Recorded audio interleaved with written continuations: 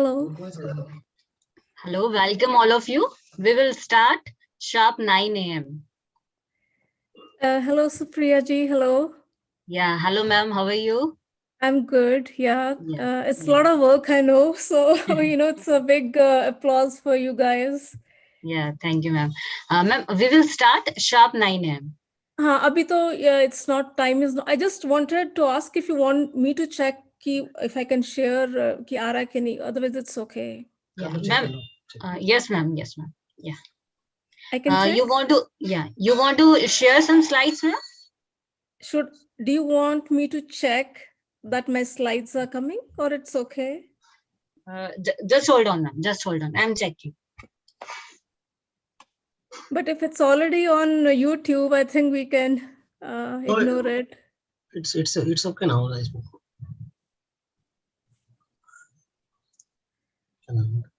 Yeah.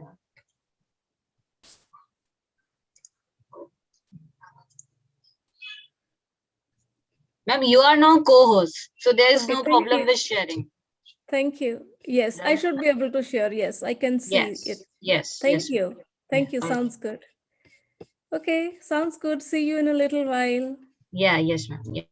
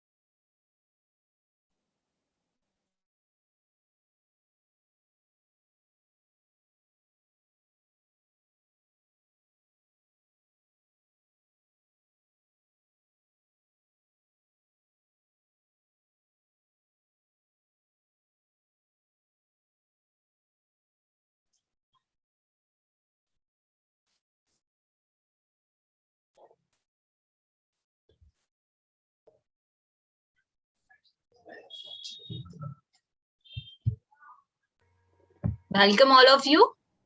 Greetings from India. Good morning and good evening. So just in a while, we will start as the participants are coming.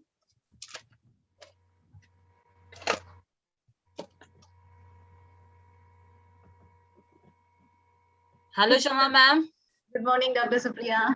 How are you? Yeah, ma'am, fine. Hope you are doing well. Good morning, everybody. Hello, good morning.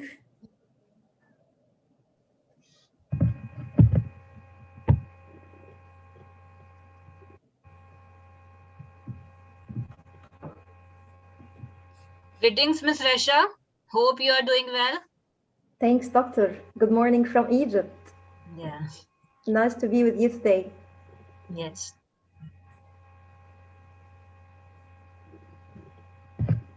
Sushant sir, could you please on your camera?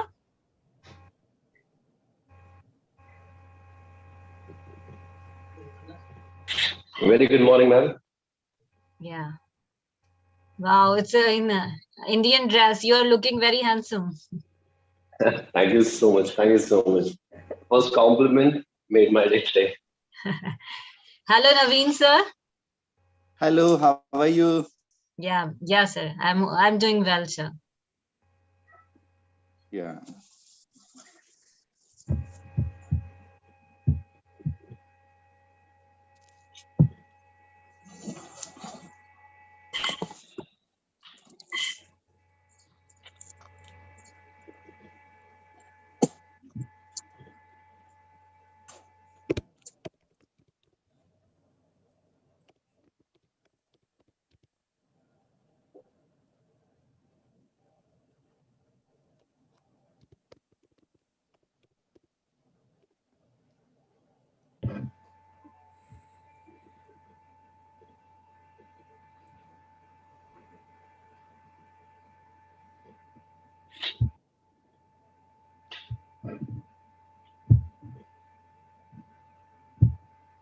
So, ladies and gentlemen, today on the day 3 for the Global Peace and Sustainable Development Summit, we are discussing about the health and well-being of people.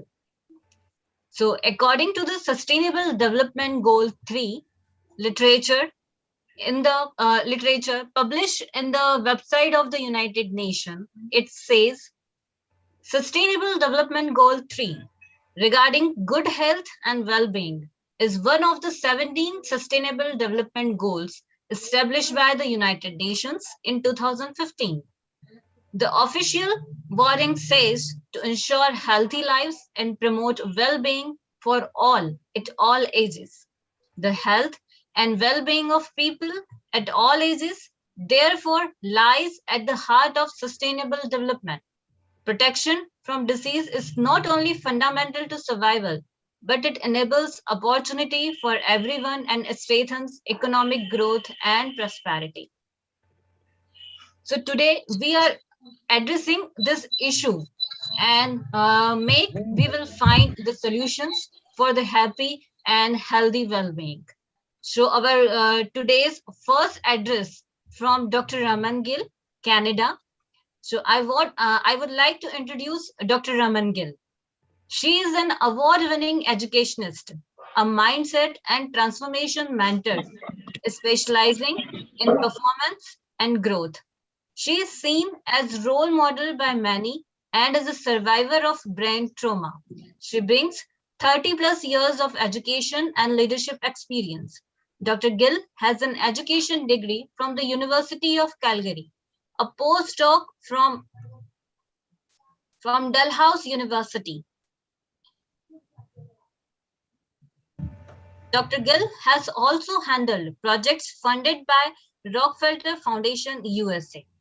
So, Dr. Raman Gill, I would like to invite you to put your thoughts regarding the Sustainable Development Goal 3.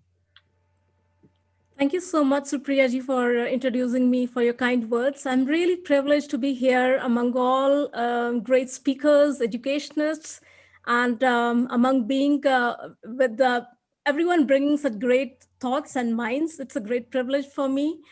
And so today's goal, the third day, is about healthy living and well-being, which is so important. I remember when I was growing up, we had physical education classes, which were amazing, but still we lack that the curriculums should have, there should be a continuous thing for healthy living and well-being. We become so much focused in our jobs and in our households that we forget how important it is to be healthy, and well-being that goes a long way. So thank you for letting me giving this chance to give my presentation here. And today I'll be talking on mindset, and I will share my screen.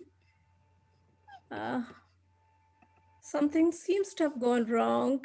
I don't see my screen.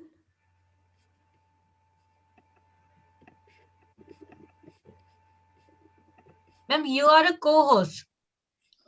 Yes, but we had, am I still a I'm checking. co-host? I'm checking. Yes, ma'am. please I'm do checking. check. Yeah, because I can see only my screen of the. Uh,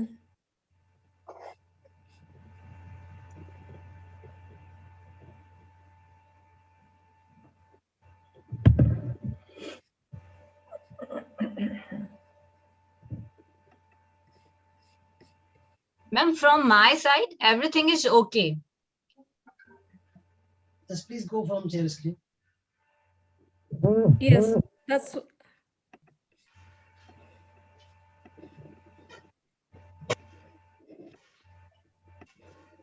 So see, this technology has, I don't know what's, so Priyaji, I can just only see the desktop, which is Okay. showing my screen here, but. Ma'am, let me help you. Yeah, we are showing your screen, ma'am, now. So, Okay. yeah, you have to click, ma'am, Microsoft for Success PPTX, right?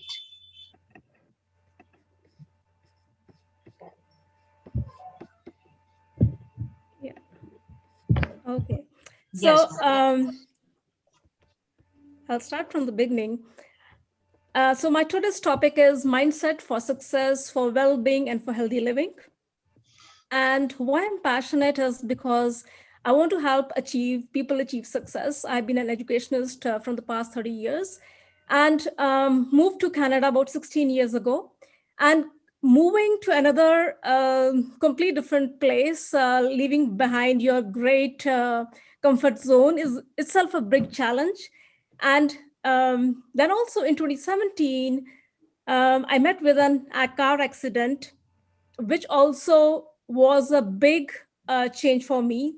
I had series of symptoms. I had brain trauma, and that really made me to study about mindset. And I strongly believe that we can have a dynamic mindset, and we can achieve success, and we can be unstoppable. So what is mindset? So mindset determines your thoughts, your attitudes, your decisions, and actions you take on a daily basis. And it is universal, and it is science based. So universal, I'm here in Canada, and someone could be in Asia or in Africa, anywhere in the part of the world, but the concept of the mindset remains the same. And then, so when you understand mindset, why it's so important? It's so important because when you understand how mindset works, it helps you to lead a healthy life, which is full of well-being. You perform at your best. You can learn more skills. There is no age limit to it to learn skills. You can sustain in difficult times, and you can overcome challenges. So this is a picture of my. This is my picture I posted here, just to show that the serious accident that I had, met with, and it was also being covered by this main media here. So what are the different types of mindsets? Carol Dweck, with her 30 years of research, along with her colleagues, in 2016 came up with the term mindset. So there are two main types of mindsets. There's a fixed mindset and a growth mindset. And of course, we have different versions of ourselves. And people who have growth mindset, they have a positive inner talk, they stay confident, they're more courageous, they're happy, they're open-minded, they're always ready to take different challenges, and they're always ready to work on different projects. Whereas people with a fixed mindset, they have a negative inner talk, they always have self-doubts, they feel insecure, they don't like challenges, they feel inferior from others, they don't like asking questions because they feel that they will, they will look stupid. So these are the just two main mindsets, but of course we have different mindsets. Sometimes we are in the emotional mindset, we have a spiritual mindset, but it's important to understand that these are the two mindsets. And while I'm going through this presentation, so please feel free to take notes and share this with your team members and also in your households, because this is something really which is less talked about.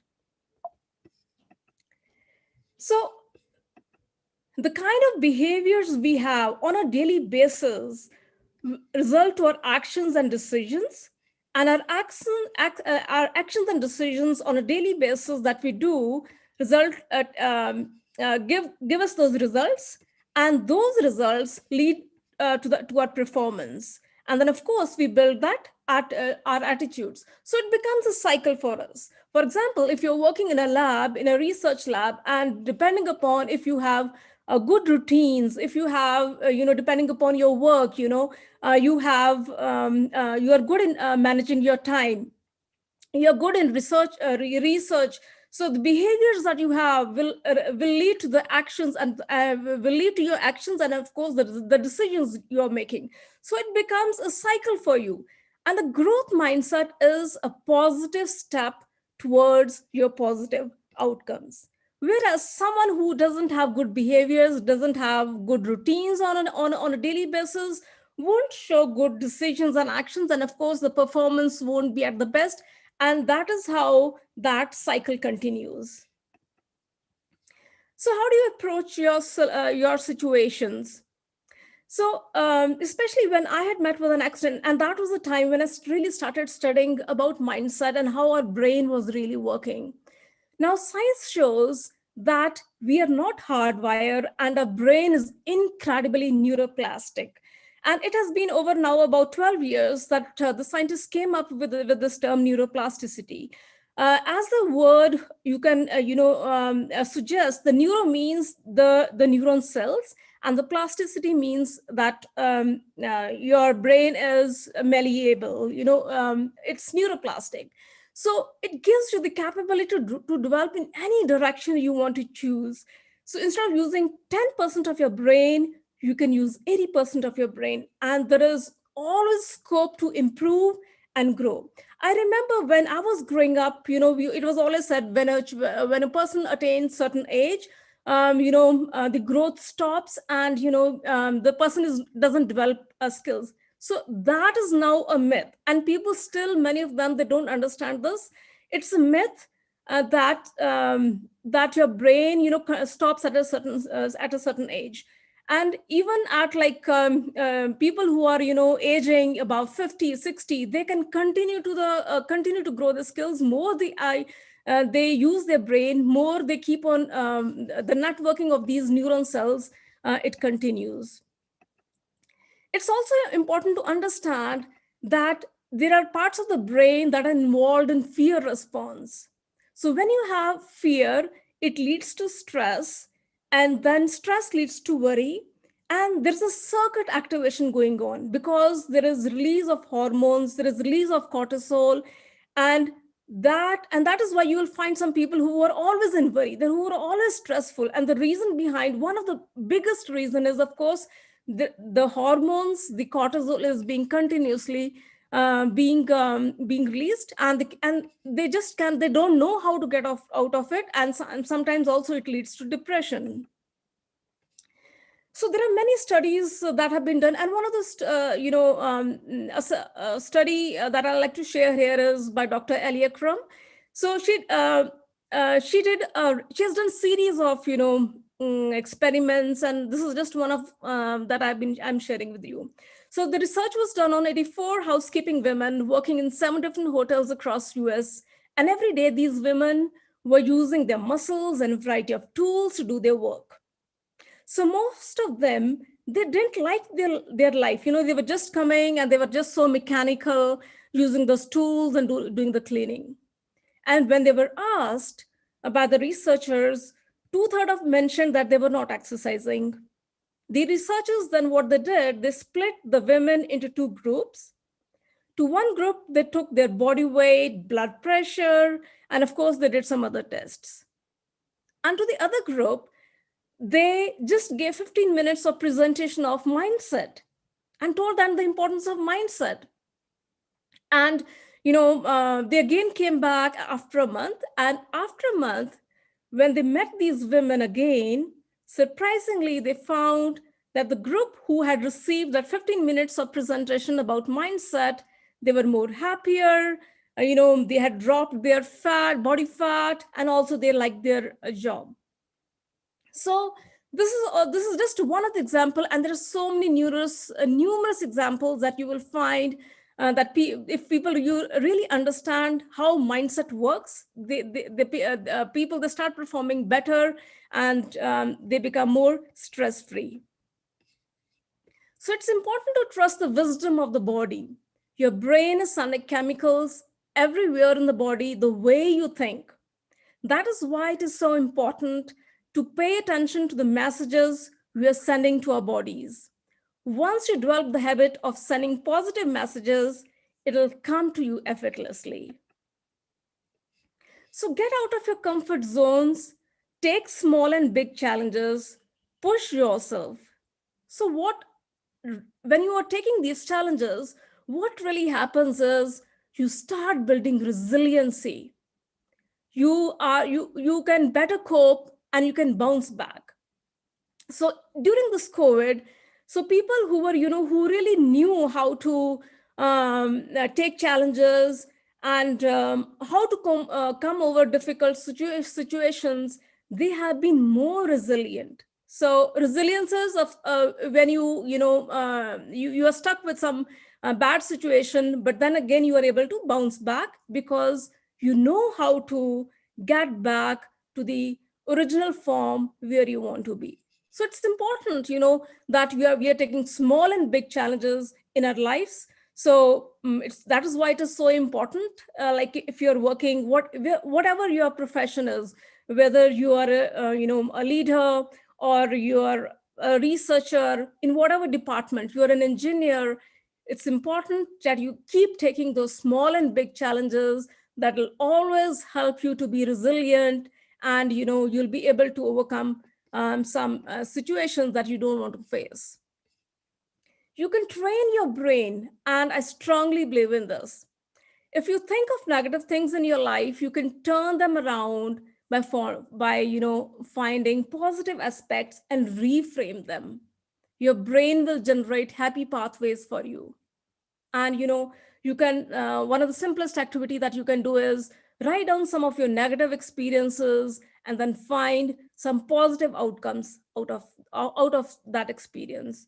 For example, if you had to move to another place, or if you had to move from one department to another department in your institute, so instead of just grumbling, often you must have seen, and even I've seen people who are always looking at the negatives, but try to find your positive outcomes from that experience, and you will see that you will be able to your brain will be trained in that way, and looking at the good out of your experiences. So immediately what you can do is you can ask questions. What energizes you? What takes away your energy? How can you stop yourself to be distracted? And are you willing to make small shifts? So when I say, distracted, so it is very important you stay focused. During this pandemic, people who have been just distracted with the social media, they have, they have slipped from their goal. So it's important that we don't get distracted and we are focusing on the things that give us energy. So this is my own picture. A couple of years ago, I was participating in a marathon here, and this is just a way of showing how I get my energy from by being active. So commit to yourself, make affirmations, invest in yourself, and start making small shifts, and you will see the difference. It's so important. No matter what department where you're working, it's important that you have a certain lifestyle that will help you to keep moving forward and achieve success. Simple practices and routines can help you in your healthy living and well-being. So this is just an example of laughter yoga. So many times people are not able to do, they don't have that practice of breathing or meditation, but just by simple practices like laughter yoga or including some artistic, being artsy or whatever suits to your life, it's important you include in your life. That will help you in your healthy living and in your well-being. So one of the hero that I'll just like to talk about is about, everyone knows about Albert Einstein. And when his brain was studied, they found that the key to his success was adaptability. He was always ready to face the unknown. And the three strengths that they pinpoint was: he let go his old habits, he was flexible, and then he was always coming up with new solutions, and he was always being intuitive and dreaming. So it's important that you always be adaptive, you're flexible, and that really helps you to be in the direction of well-being. So the important elements to sustain and succeed are adaptability. So, for example, you have for even if we talk about this pandemic, so much changes have come up within our departments or within our households. The more adaptable you have been, the more you have been able to move forward. So adaptability is one of the key. Second is how much effort you're making. If you're working on a project on a daily basis, what is your goal? What is the goal of your of the week? What is your goal of your month? Or so how much effort you're making on a daily basis? Are you reaching through by those efforts? You're reaching your goals.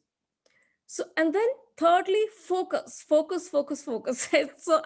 It's so important, and not getting distracted. And then, of course, fourth is your commitment. Only you are responsible for your commitment that you can give to any project you're doing, any work that you have taken up. Even if you have your boss telling you, or if you having your authorities telling you, okay, you have to do this job, but unless you yourself you don't commit to that, okay, I am going to finish up this job, no one else can help you. So it's very important for your success, for your sustainability, for your healthy living, and for your well-being. These four elements are very important. So by simple, small daily actions, you can help yourself.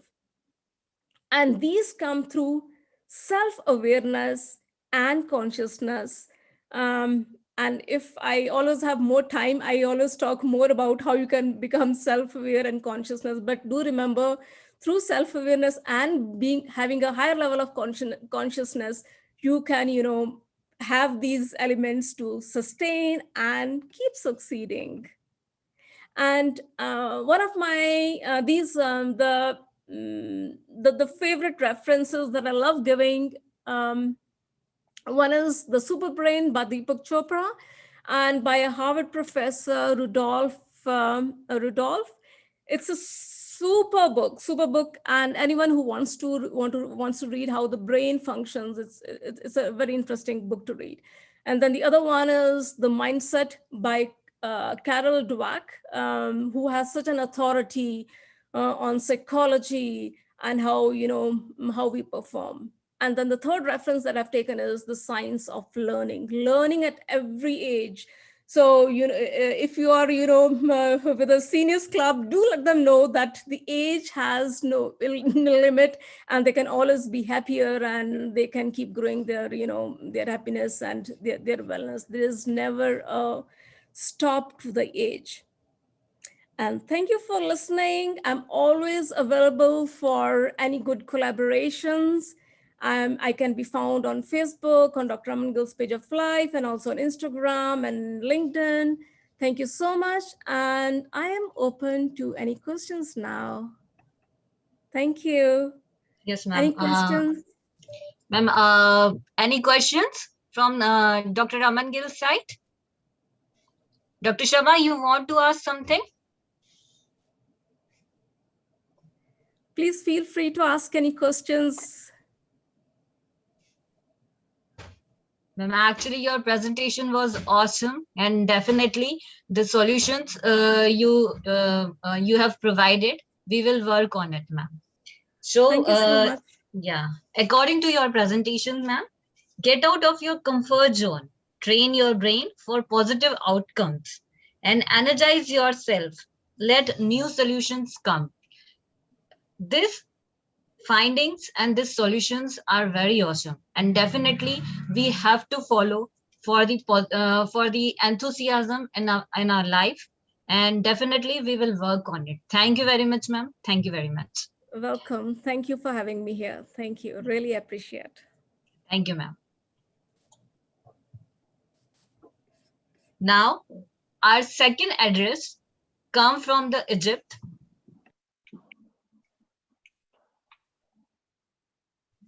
So I would like to invite Dr. Muhammad Ali Raslan. He is Intensive and General Secretary of the Federation Asut Medical Profession, Director of the First Medical District Health Insurance Branch, Central Upper Egypt, issued by the Chairman of the Board of Directors of the General Authority for Health Insurance. He is a lecturer at the National Center for Safety, Health and Work Environment Security.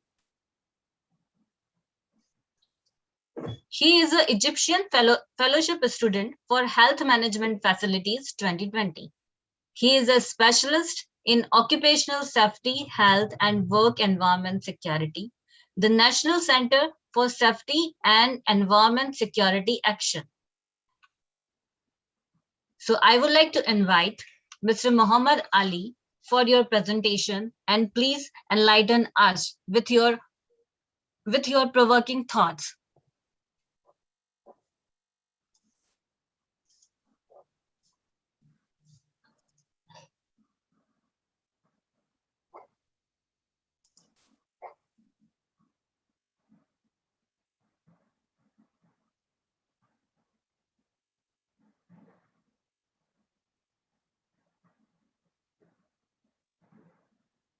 And pleasure to talk this stunning and pleasure to talk about the United Nations Sustainable Development Goals, especially goal number 3, which is the score of my study and work.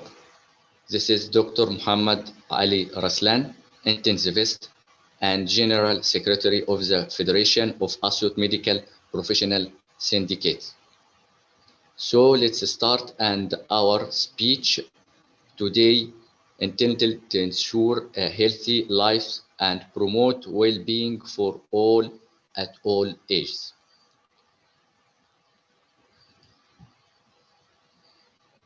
My voice is clear? Okay. Yes, you are audible, sir. Ensure a healthy life and promote well-being for all at all ages.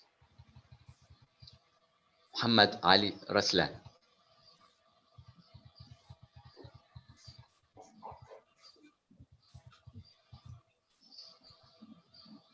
Sustainable Development 17 goals to transform our world. Goal number 3, good health and well-being. We have made great progress against several leading causes of death and disease. Life expectancy has increased dramatically. Infant and maternal mortality rate have declined. We have turned the tide on HIV and malaria deaths have halved. Good health is essential to sustainable development and the 2030 agenda reflect the complexity and interdependence of two. It take into account widening economic and social inequalities, rapid urban threats, the climate and the environment, the continuing burden of HIV and other infectious disease, and emerging challenges such as no communicable disease. Universal health will be integral and achieving sustained our goals, ending poverty and reducing inequality, emerging global health priorities, not explicitly including our goals, including antimicrobial resistance, also demand action. But the world is off track to achieve the health related our goals. Progress has been uneven both between and within countries. There is a 31 years gap between the countries with the shortest and longest life expectancies. And while some countries have made impressive gains, national average head that many are being left behind. Multi-spectral, right-based and gender sensitive approach are essential to address inequalities and to build good health for all. Facts and figures. 400 million, at least 400 million people have no basic health care and 14% lack social protection.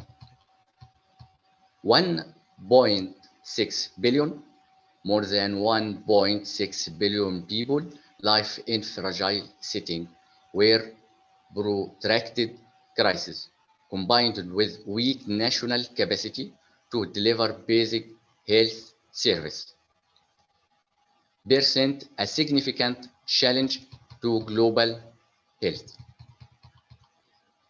50 million. By the end of 2070, 21.7 million people living with HIV were receiving antiretroviral therapy, yet more than 50 million people are still waiting for treatment. 2 seconds, every 2 seconds, someone aged 13 to 17 years die prematurely from no communicable disease, cardiovascular disease, chronic respiratory disease, diabetes, or cancer. 7 million people die every year from exposure to fine particles in polluted air. More than one of every 3 women have experienced either physically or sexual violence at some point in their life, resulting in both short and long-term consequences for their physical, mental, and sexual and reproductive health. Introduction. Health, wellness, and well-being have many definitions and interpretation. The nurse should be familiar with the most common aspect of the concept and consider how they may be individualized with specific clients. Health, there is no consensus about any definitions of health. There is knowledge of how to attain to certain a level of health, but health itself cannot be measured. Traditionally, health has been defined in terms of presence of or absence of disease. Nightingale defined health as a state of being well and using every power the individual possesses to the fullest extent.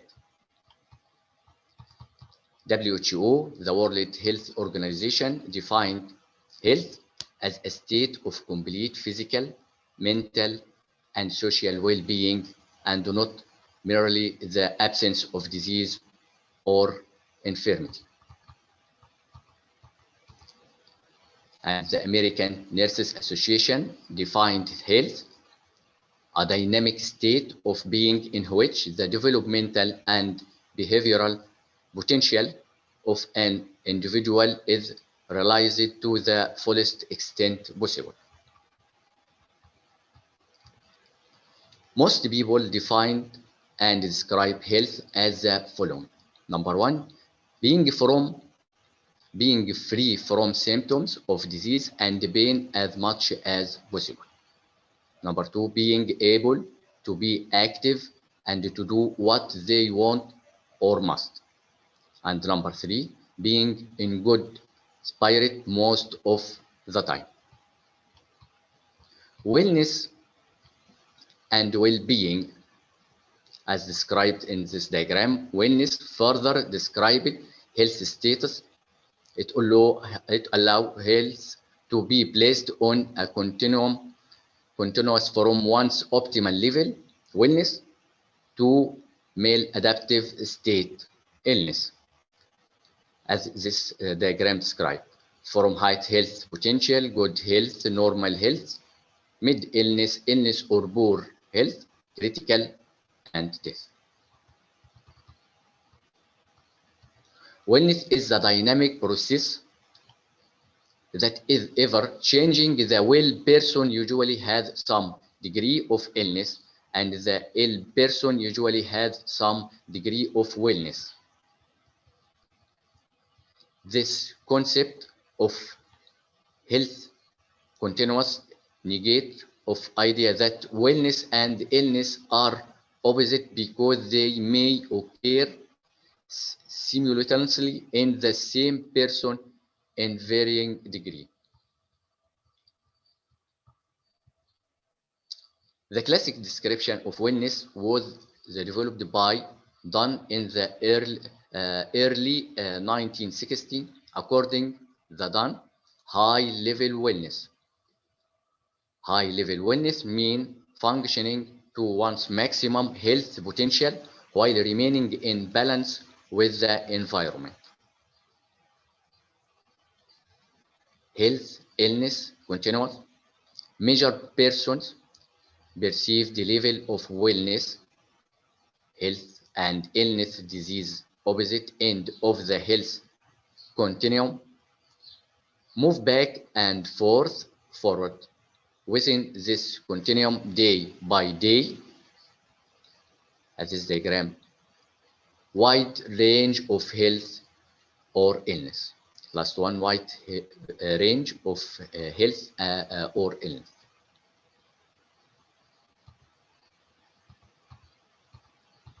Dimensions of wellness. Dimension of wellness contain occupational, intellectual, spiritual, physical, emotional, social, and environmental. This is dimension of wellness. Number one, physical, the ability to carry out daily tasks, achieve fitness, for example, pulmonary, cardiovascular, or GIT. Maintaining adequate nutrition and proper body fat, avoid abusing drug and alcohol or using tobacco product, and generally to practice positive lifestyle habits. Number two, social. It is the ability to interact successfully with people and within the environment. Emotional. It is the ability to manage stress and to express emotions, appropriate emotional wellness involve the ability to recognize, accept, and express feeling. Intellectual is the ability to learn and use the information effectively for personal, family, and career development. And number five, spiritual, the belief in some force, nature, science, religion, or higher power that serve to unite human being and provide meaning and purpose of life. Occupational, number six, occupational is the ability to achieve a balance between work and leisure time. A person's beliefs about education, employment, and home influence, personal satisfaction, and relationships with the others. There are several approaches to health maintenance. Number one, health promotion. Number two, health protection. And number three, disease prevention. Impact of illness on the client, behavioral and emotional changes, loss of autonomy, self-concept and body image changes, lifestyle changes. On the family, depends on number one, member of the family who is ill, number two, seriousness and length of the illness, number three, culture and social customs the family follow. Impact of illness, family change, rule of change, task reassignment, increased demand on time, and anxiety about outcome, conflict about unaccustomed responsibilities, financial problems, loan lines as a result of separation and pending loss, change in social customs. Thanks for everybody, and thanks for our participation for in this in our conference. Many thanks, and I hope my voice is clear. Thank you, Doctor.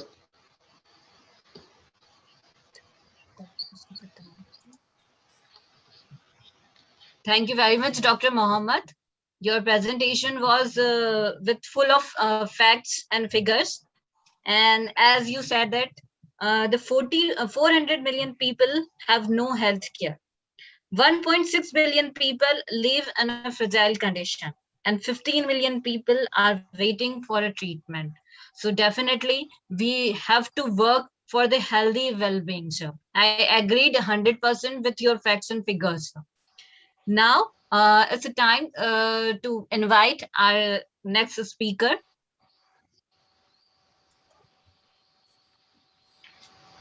Our next speaker is Dr. Shama Hussain. The gold medalist Shama Hussain. She is the chairman, National Institute of Skills Training, Muscat. She is a global brand ambassador of ITSAT, world's first philanthropic education project, India and Australia. She is the international advisor for SPA India, the Sports Academy Association of India. She is a brand ambassador of Wednesday Times Middle East. She is a Global Agile Leaders Forum Middle East coordinator. She is international brand ambassador and educational advisor for Winners and Creators Organization. She is GCC Associate Jain deemed to be university. She is a leadership trainer. She is an emotional intelligence specialist. She is an executive life coach. She is a soft skill trainer. She is a parenting coach. She is an international motivational expert. Her milestone awards are as following. She is a 1000 Influential Woman of India 2020 award. She also has an International Achiever Award, Young Leader of the Year 2020. She has Dr. APJ Abdul Kalam International Educators Honor Award 2020. So Dr. Shama Hussain, the virtual stage is yours. Morning, everybody. And Dr. Supriya, thank you so much for this warm welcome and warm invitation. I'm glad to be here. And I'm very happy to listen to the different insights of different speakers. And thank you, Mr. Dharma. Thank you so much. I'm so glad here that I'm going to speak about SDG 3, Substantial Developmental Goals 3 of United Nations. Can you close the screen, Dr. Supriya? The screen is on, I think, Dr. Muhammad. Yeah, yes, ma'am. I'm trying. Please wait, ma'am.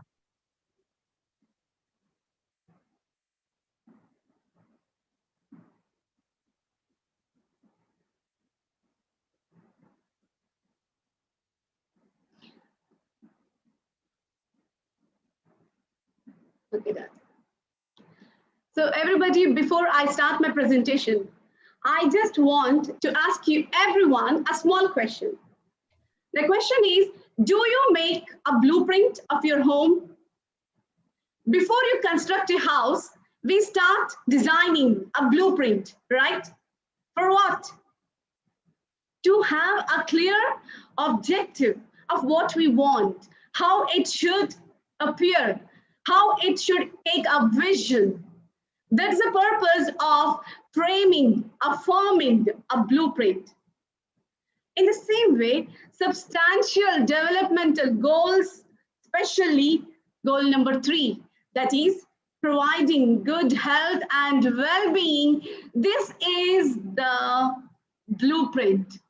This is the blueprint for our good health and well-being, for a long and short-term goals to come up. You know one thing, first of all, we need to know why we need substantial goal 3 and what should we do for this? How can we do for this? As we see, our intelligence and our skills are of no use when we don't have a good health. Wait, health means just don't take health as diseases, free from diseases. No, no, no. It is not at all free from diseases. It is freeness of your mind from physical, mental, spiritual tensions, not only just diseases. So this SDG 3 is focusing on 360 degrees excellence of health to well-being. We cannot educate people if they are not healthy, and we cannot keep them healthy if they are not educated. So the education for your well-being, education for your health is the goal of SDG 3. If a monkey is given a banana and money, what he will do? For sure, he will take the banana, right? He will not take money. But the monkey doesn't know that with that money, he can buy lots of bananas. The same thing with us. If we were given money and health, what do you choose? I know answers are variable for different people, but mostly, commonly, if we look, we prefer to choose money rather than health. Even we don't know that with that health, we can buy lots of money. This is the thing that is occurring in the society. This is the problem that we are facing in the society.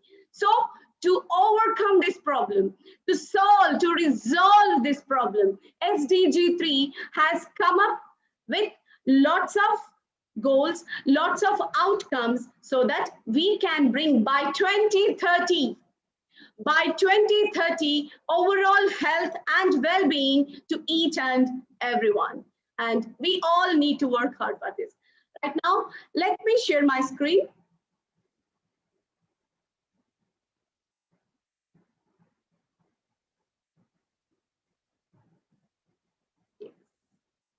So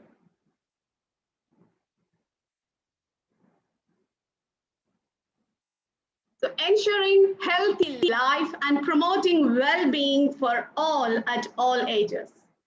This is Dr. Shama Hussain.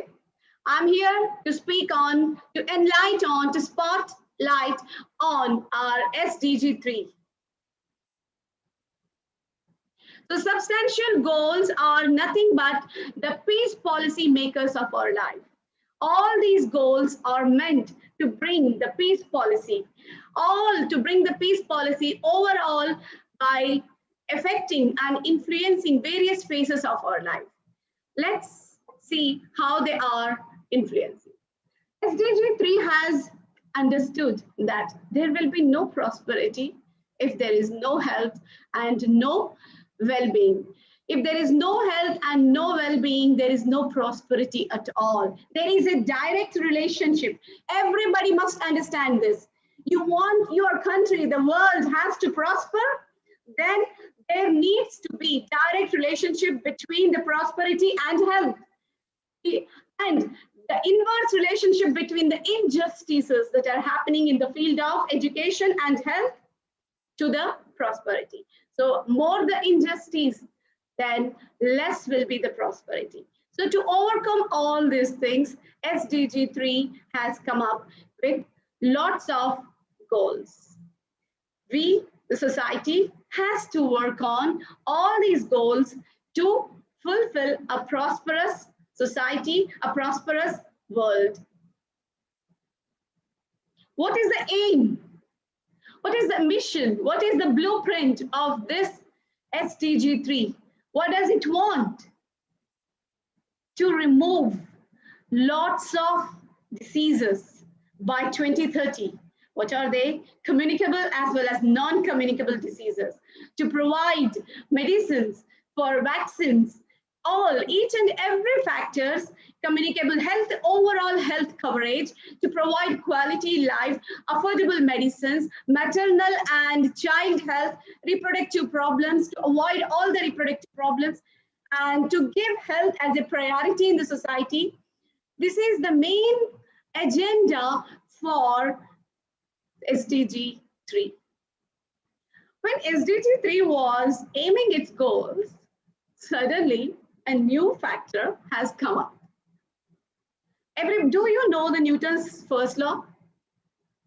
Newton's first law says an object will remain stationary until and unless an external force is applied. Until and unless an external force is applied. So, Corona pandemic has come up as an eye-opener in the society. It has realized us that where are we lacking in? Where we need to work on? Where we need to improve? Where the system is lacking? Are we self-reliant? Are we having enough research field? Are we providing the required doses to each and everyone? So, even though there was lots of inflation because of COVID-19, but there is a learning. When I said in the beginning that this well-being and health is focusing on our prosperity, I think with the example of COVID-19, each and everybody will be able to understand this. Lesser the diseases, higher the prosperity. More the diseases, lesser will be the prosperity. Inverse relationship. Now the pandemic, as the pandemic is increasing, the economic growth is going down.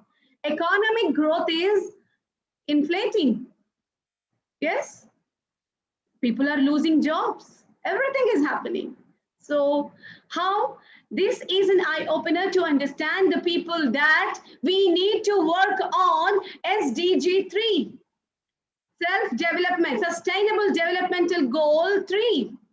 Health and well-being is very important. If you are not having the health and well-being spiritually, mentally, physically, then you are not going to improve yourself, your society, your country, and the world. So education plays an important role. Why education is playing important role here? Because you can see those people who are not aware of how to protect themselves from this disease, definitely they'll transmit this disease, right? Definitely. How many of you? We can see many of you are, as the pandemic level comes down, they come out without the mask. They are attending the parties. They are attending the functions without mask. Social distancing is not maintained. By force, they are maintaining the social distance because of the law, because of the rules. The awareness should come from the people. Awareness should come from the people, then only that from the root level, if there is a change, we can bring that reflection can be seen only in the final stage. Laws cannot bring the change.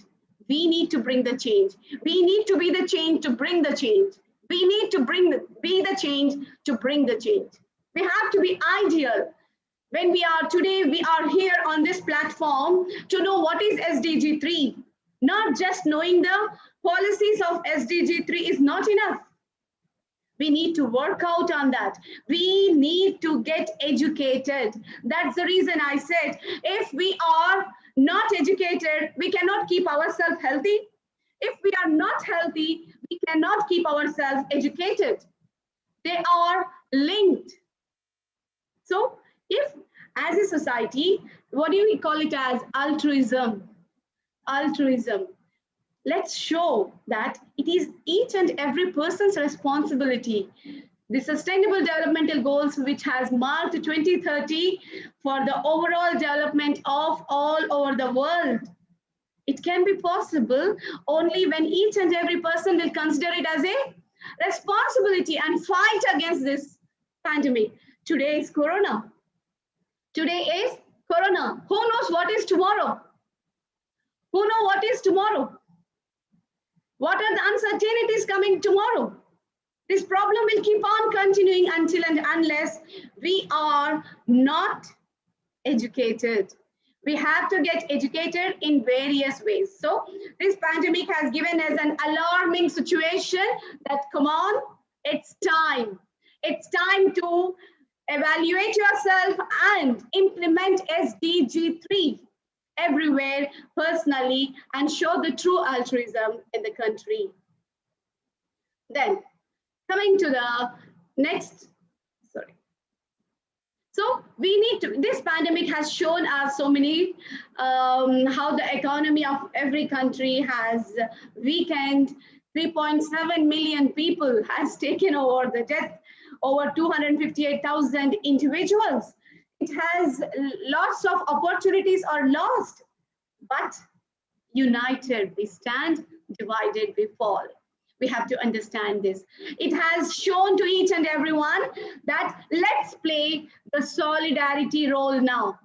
Let's play, everyone, take it as an opportunity to act in solidarity, everyone, and let's overcome this.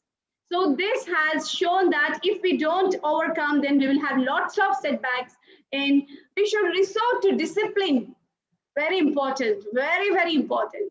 We must resort to discipline. We must resort to innovative solutions. What we can do to overcome that? We have to bring new lifestyles. Yes, I said education is very important to bring health and well-being. Lifestyles. When compared to the olden years, previous years, our grandparents' lifestyle and our lifestyle, how is it? Can you go and look in your lifestyle? Are we having enough exercises? We are prone to fast food, which will definitely lead to the diseases, communicable and non-communicable diseases. Especially non-communicable diseases are a great problem nowadays, are the biggest problem. And this is because of our lifestyles. Cancers, all these are because of our lifestyles. SDG wants to eradicate, and we are accelerating it because of the bad lifestyle. And the children, the coming generation are adapting that. We need to bring the change. We need to bring the change by having a good lifestyle, a good solutions. Discipline is very, very important. Distance, quality learning, interactions, international cooperation. Now, as this corona has brought for us a very clear virtual mode, so it is very easy to cooperate internationally. Let me showcase you all what this SDG 3 is trying to focus on, especially with the aims and objectives. I'm going to show you a small video of 1 second.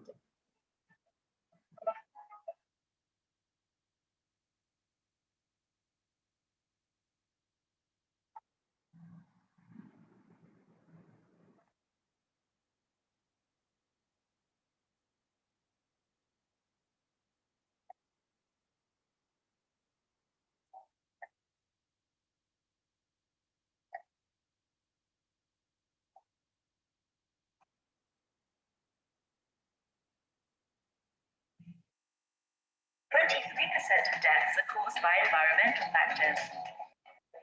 In fact, more than 90% of the world population is exposed to air quality levels that do not meet the recommendations of the World Health Organization.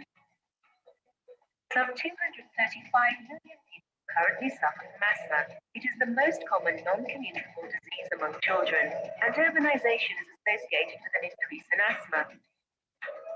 39% of adults are overweight. Obesity is one of the biggest health problems worldwide, and living in urban areas contributes to sedentary lifestyles.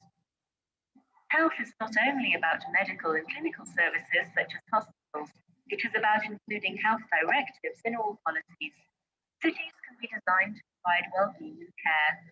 Thus, many local governments are already taking actions to bring about health benefits by raising awareness of communities for prevention and to promote healthy lifestyles, improving services, including basic health services, waste management, hygiene and food chains, and water and sanitation, putting people at the centre of urban and transport planning, responding to the needs of all citizens, promoting connectivity in diverse neighbourhoods, and improving the quality and safety of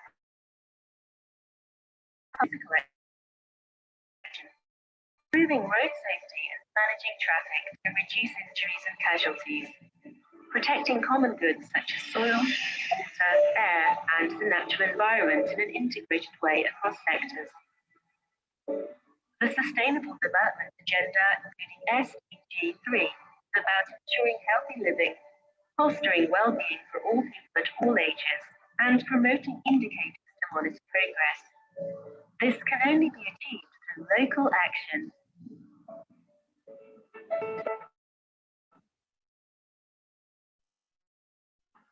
Let me move to the next slide. So by this, you have understood that we only can bring the change. We are responsible for urbanization. We are responsible for pollution. These are all not at all in the standards of WHO, but it's happening. We are responsible for the bad lifestyle. We are responsible to break the connectivity between the rurals to the urbans. We are responsible for sedentary lifestyles. We are responsible for non-communicable and communicable. All the things are leading us to setback. Only it can be possible with our local action. Let's start the action. Why don't feel that one person, if I alone can do that, it's not going to have an effect. A single drop of water every day, if it is in the bucket, it will be filled one day, right? Single efforts. By seeing your efforts of, suppose you are saving the energy, you are saving the electricity by closing all the lights. Don't think nobody is looking at you. Your children may be imitating. Your persona, your colonial persona will be imitated by others, and definitely it will bring a chain of change. So be honest to yourself that I need to do something to the country, to the society. It's high time that we need to realize that let's do for the society by having a best lifestyle, best by being a good citizen in preventing the pollution, in promoting the greenery, in promoting what do you call it as completely connecting the rurals and the urbans. Urbanization, yes, it is required, but anything to the without the limits will be a dangerous thing. So let's work on all that. By 2030, we need to work on these SDG goals in removing so many diseases, especially non-communicable diseases. People now, in every home, you will find the people with diabetes. Cardiovascular diseases has become common. Asthma has become common. For all, we are responsible. Let's surpass them. And let's try to work on in removing the burden of these diseases. 63% of the world is facing these diseases now, 63%. And especially another very important disease, that is HIV. The AIDS is controlling the world. Many children are getting affected with this disease. We need to work out on this disease as well in creating the awareness among the people. In creating the awareness, this child is suffering with HIV.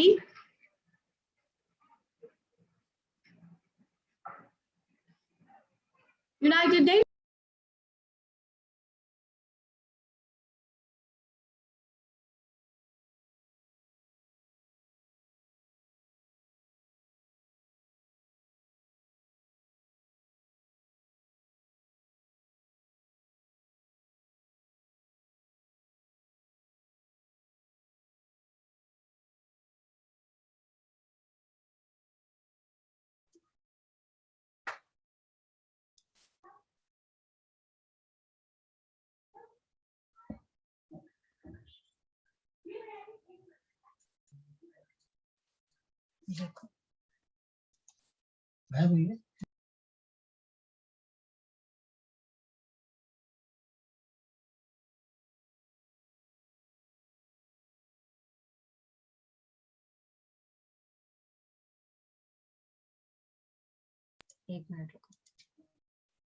Actually, there is some problem with the Shama Hussain ma'am. So please let me check it.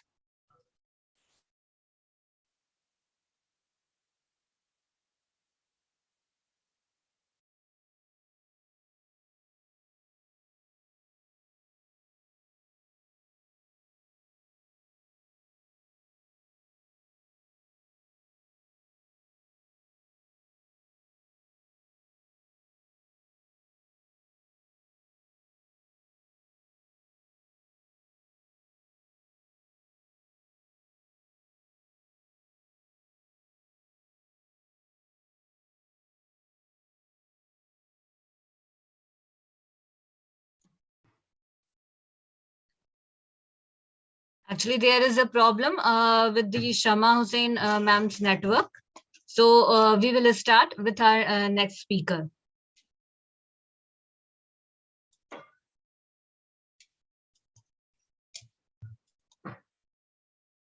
So our next speaker is Mr. Sushant Parihar, sir. So could you please open your camera? Sushant Parihar. He is a young, enthusiastic, motivational speaker, health and happiness coach, NLP master trainer. He is a skill trainer and a behavioral trainer with more than 11 years of experience.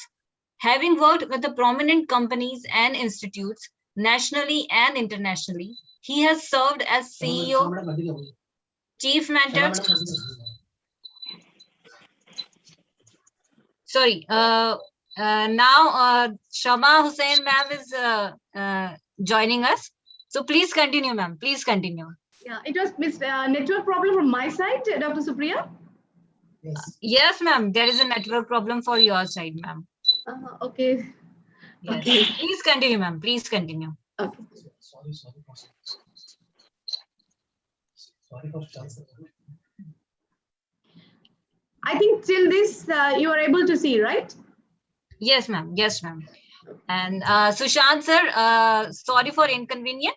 After the Shama ma'am, we will have you, sir. Absolutely, ma'am. No problem. Yeah, I will try to finish it off faster. Yeah, please go ahead, Shama ma'am. Please go ahead. These are response. I'm showing this. These are, we have to take them as an ideas and create the awareness among the people that yes, we can do something in our life. These are the statistics that I'm showing on the screen, that how many people are getting affected. 38 million people are living with HIV. 25.4 million people are accessing this antiretroviral therapy. So 1.7 million people newly affected in 2019. You can see how deadly is this disease, affecting the children, adolescents, everybody. Over almost 6.2 million malarial deaths are happening in the country. So malaria, tuberculosis, AIDS, these are like a, they are the dragons that are trying to engulf each and every one. So only solution for this is what? Education, knowing. It is the education that can solve the problem. We need to get educated. We need to get sanitated. We need to get completely self-aware. We have to create that awareness among us that, yes, we need to reduce the mortality. These are the objectives and these are the mission and vision of SDG 3, that is working on reducing the mortality, that is working on removing the ending the deaths, ending the epidemics like HIV, TB, malaria, whatever I said, and reducing the mortality, strengthening and trying to replace the death, increasing the health, providing access to all the R&D, research and development. Yes, we need to work on, now pandemic has shown us very clearly that yes, we need to work on research, especially in creating the medicines, in creating the vaccines all over the world, which can really help us in inculcating everything. So tobacco, alcohol, I'm going to talk about that. So this is the overall health coverage, universal health coverage of each and everyone that needs to. By 2030, we are going to win against. Let's be happy. Let's have a smile, blush on your cheeks that yes, by 2030, we are going to combat with all these diseases, waterborne or airborne diseases. By 2030, we are going to come up and reduce this mortality rate to 70%. By 2030, we can protect ourselves from narcotic drugs, harmful uses of alcohol. See, alcohols or drugs, these all things depends on us, our change. We need to explain everyone that yes, we need to help each other, support those people who are with alcohols, support who are alcoholics, support those people who are druggists.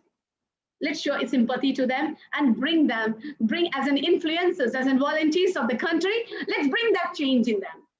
And by 2030, we need to, yes, road traffic accidents are also one of the, to prevent this road traffic accidents is also one of the important role of SDG 3. So let's work in that.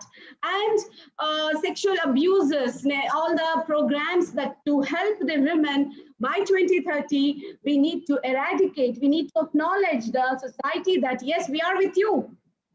And pollution, pollution, pollution.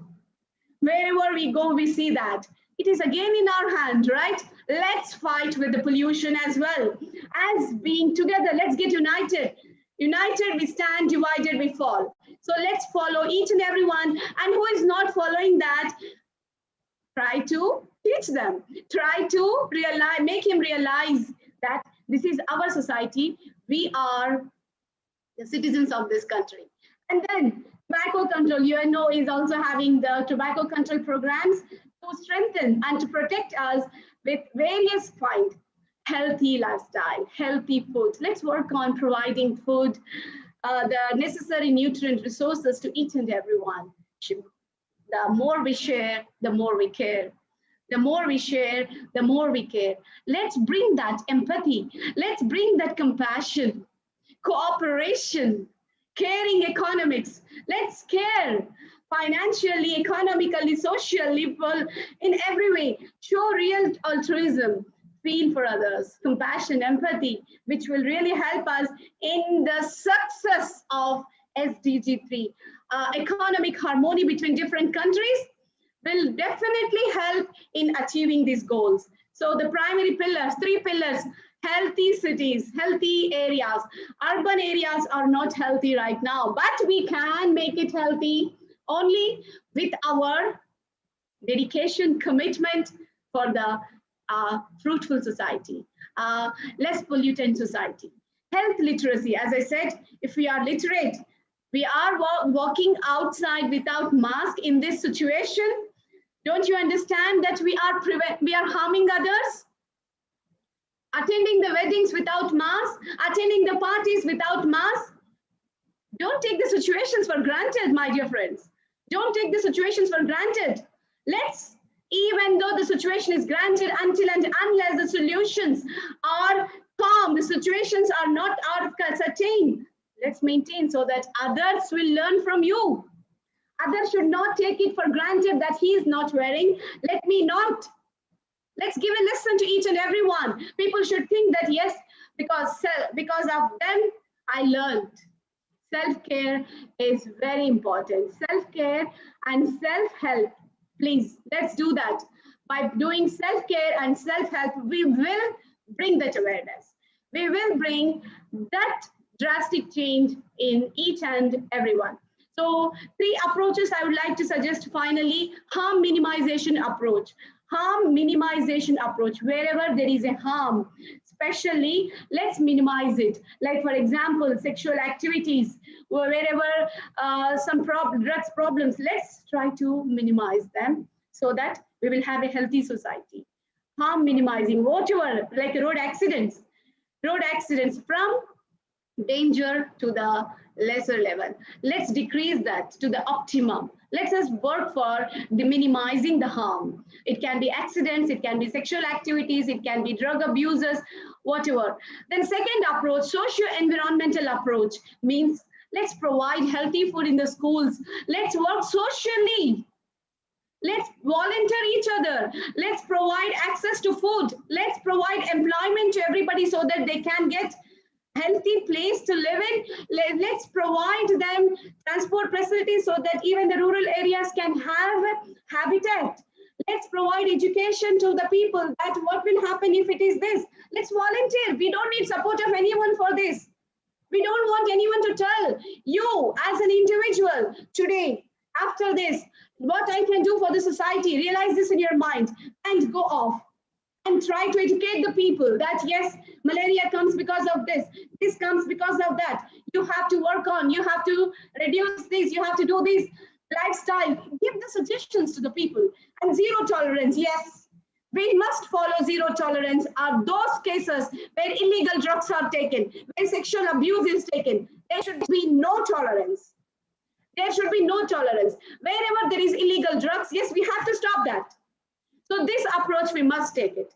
So by this way, we can protect our society. We can make the successful SDG 3 and individual lifestyle.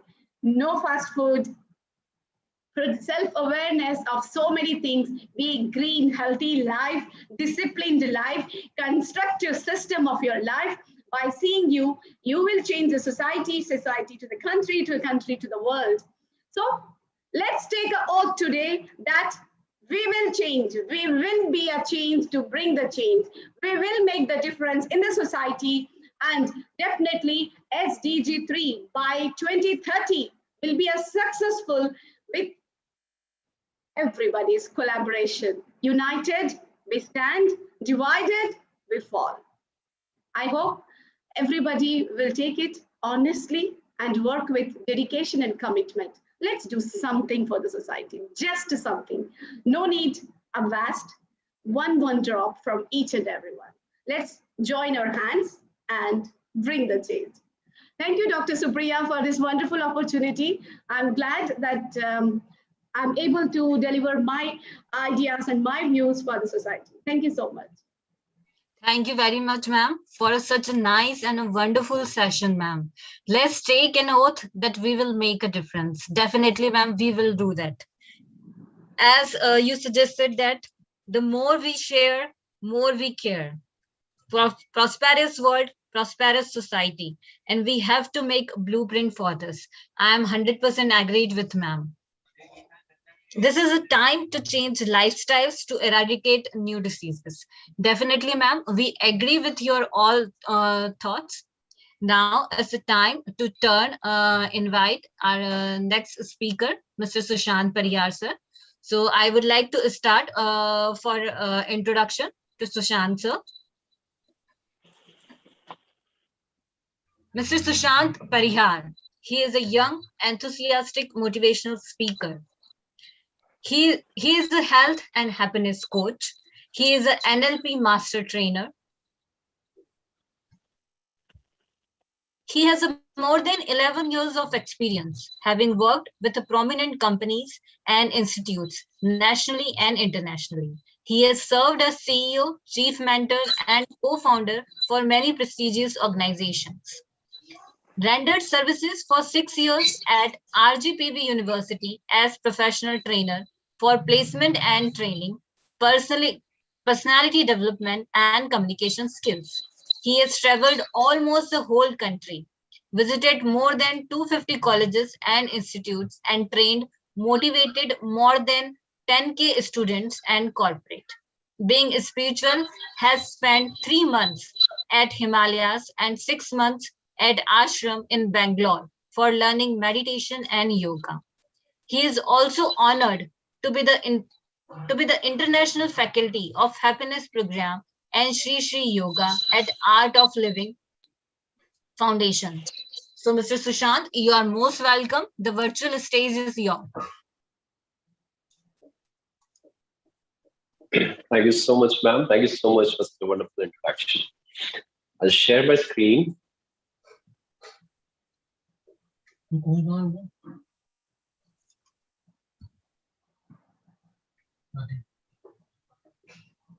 Is it visible? Yes, sir. This is visible. This is visible, sir.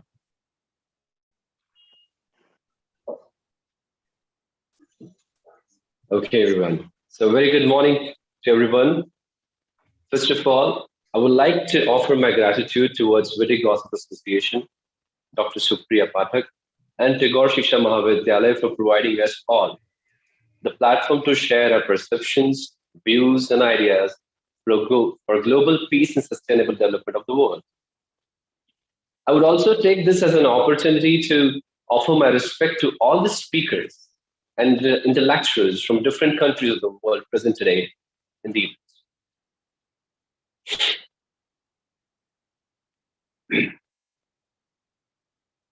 In the present scenario, no doubt, walking the talk about health and well-being has become the need of the hour. Having gone through the most difficult phase of the century, that was, it's still on, the global lockdown to fight the global pandemic, every smart individual has understood the significance of maintaining a good health and looking after the well-being of oneself and the society. The goal 3 of Sustainable Development Goals aims to ensure good health and well-being for all. The protection of this has never been so important.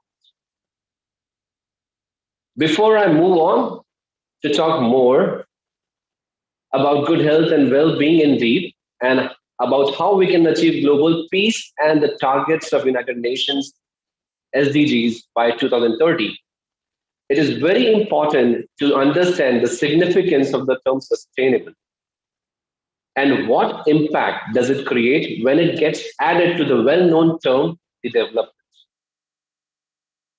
Although many of us, or I can say almost all of us, are well aware of these terms, but what does it mean? And what does it mean? But bringing everyone on the same page, I would like to do it again. I would like to define these things again. As we all know, in simple words, development means growth. And sustainable means being able to maintain certain level or rate for a longer period continuously. Thus, sustainable development is maintaining certain rate or level of growth for a longer period continuously in any particular aspect or as a whole. So when we look at the sustainable development in the area of good health and well-being, it means meeting our own highest standards of physical and mental health and continuously maintaining it without compromising the ability of the future generation, and also passing these on, these high standards, to the next generation, the coming generations, to meet their own needs and to face their own challenges.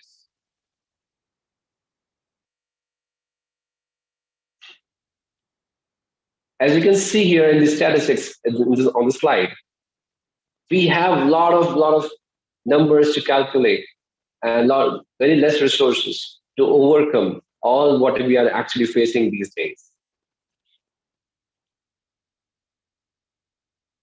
Now, what do you mean by good health and well-being? The World Health Organization, WHO, defines health as a state of complete physical, mental, and social well-being, not merely the absence of disease or infirmity.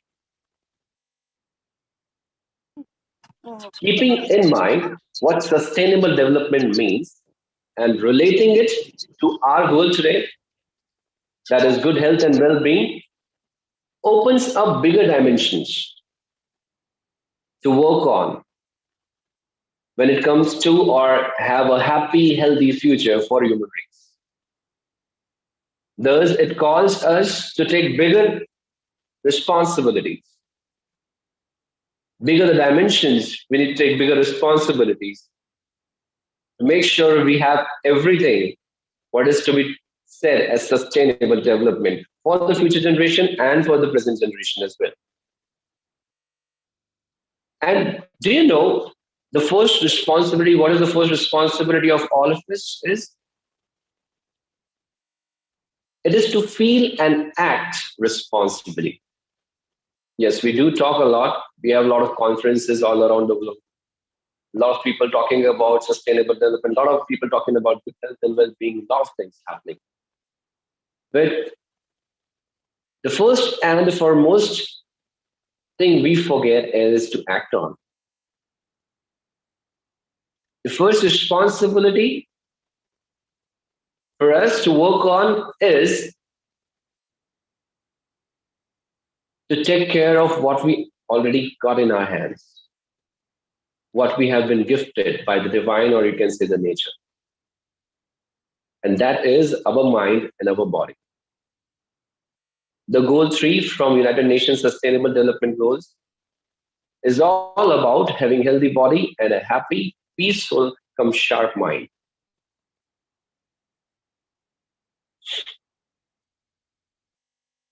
The best combo we can have in this life, on this planet. A healthy body and a healthy mind to have a happy and a prosperous life. In today's technological advanced world, we have till certain level and are trying to understand machines, isn't it? But we failed to understand ourselves. You all certainly remember from the school days that simple rule when we started programming, which says input equals to output. So whatever you feed into the computer in the program, the similar output you will get. The same is the case with our mind and body. Whatever you feed in will have its similar consequences. Terrorism is one of the well-suited examples in such cases.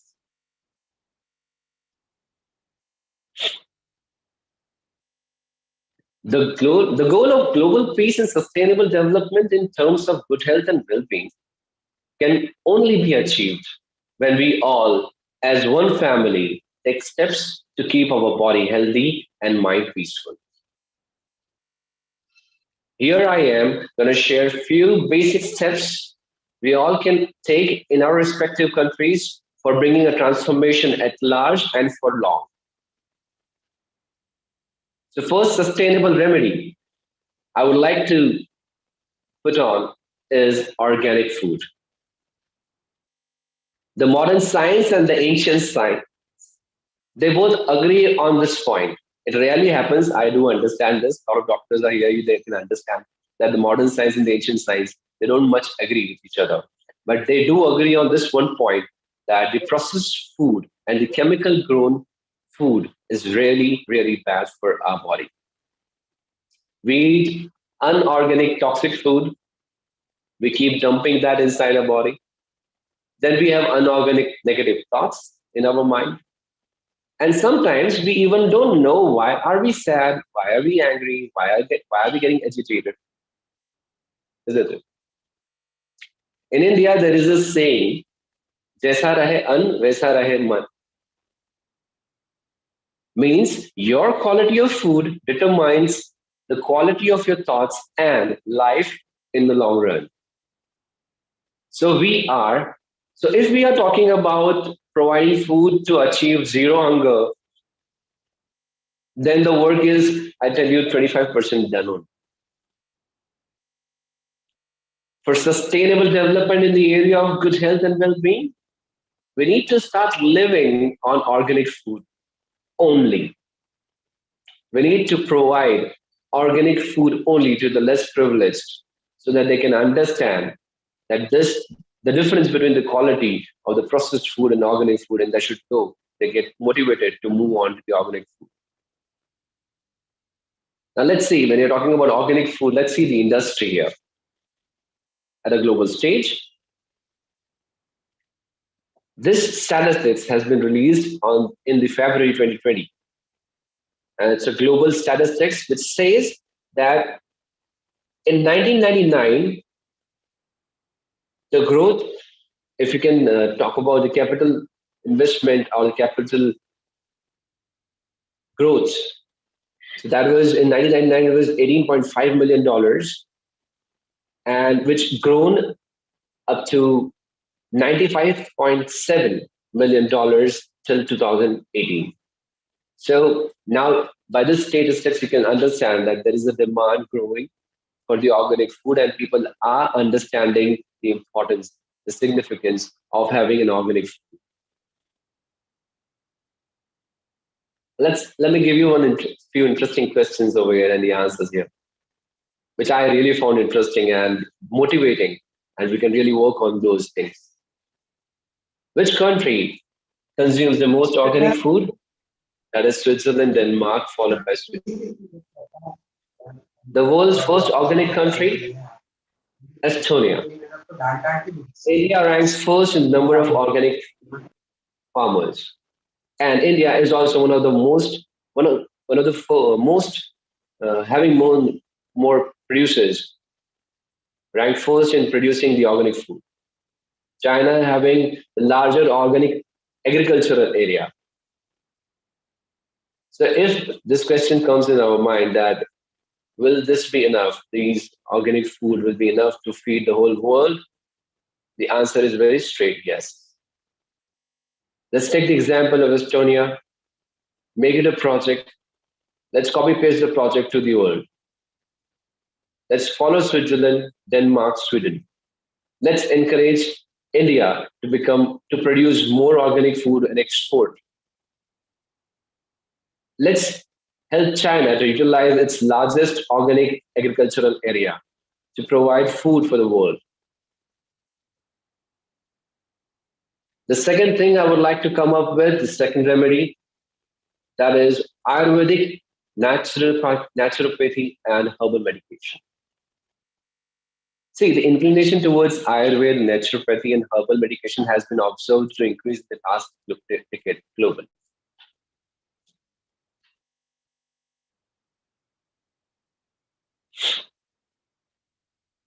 There are so many researches, there are so many statistics shared on the Google platform, the social media platforms, which really says that Ayurvedic, naturopathy, and herbal medication is something which we really need now. Because we all understand the difference between the modern medication, the allopathy, and the ancient medication, that is Ayurvedic and natural and herbal medication. We need to promote these. We need to have a particular protocol, rules, policies, laws, where we can really work on these in this aspect and introduce this to every society.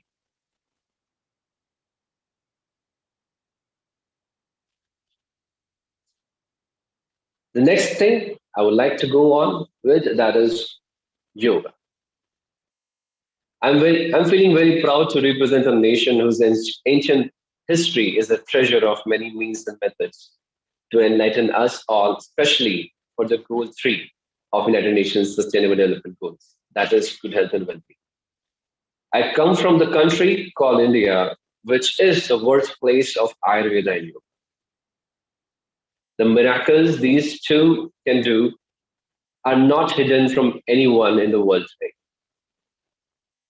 We celebrate World Yoga Day on 21st June every year to promote the benefits of doing yoga.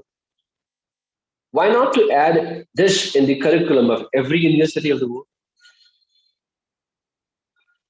It is done in India, but I tell you, it is not enough. We need to take steps so that it becomes every individual's habit. In India, we have a special ministry working to promote Ayurveda and yoga. That is, I'm sure, that is the Ministry of Ayush. And I'm sure such steps can help us all to move in the direction of sustainable development.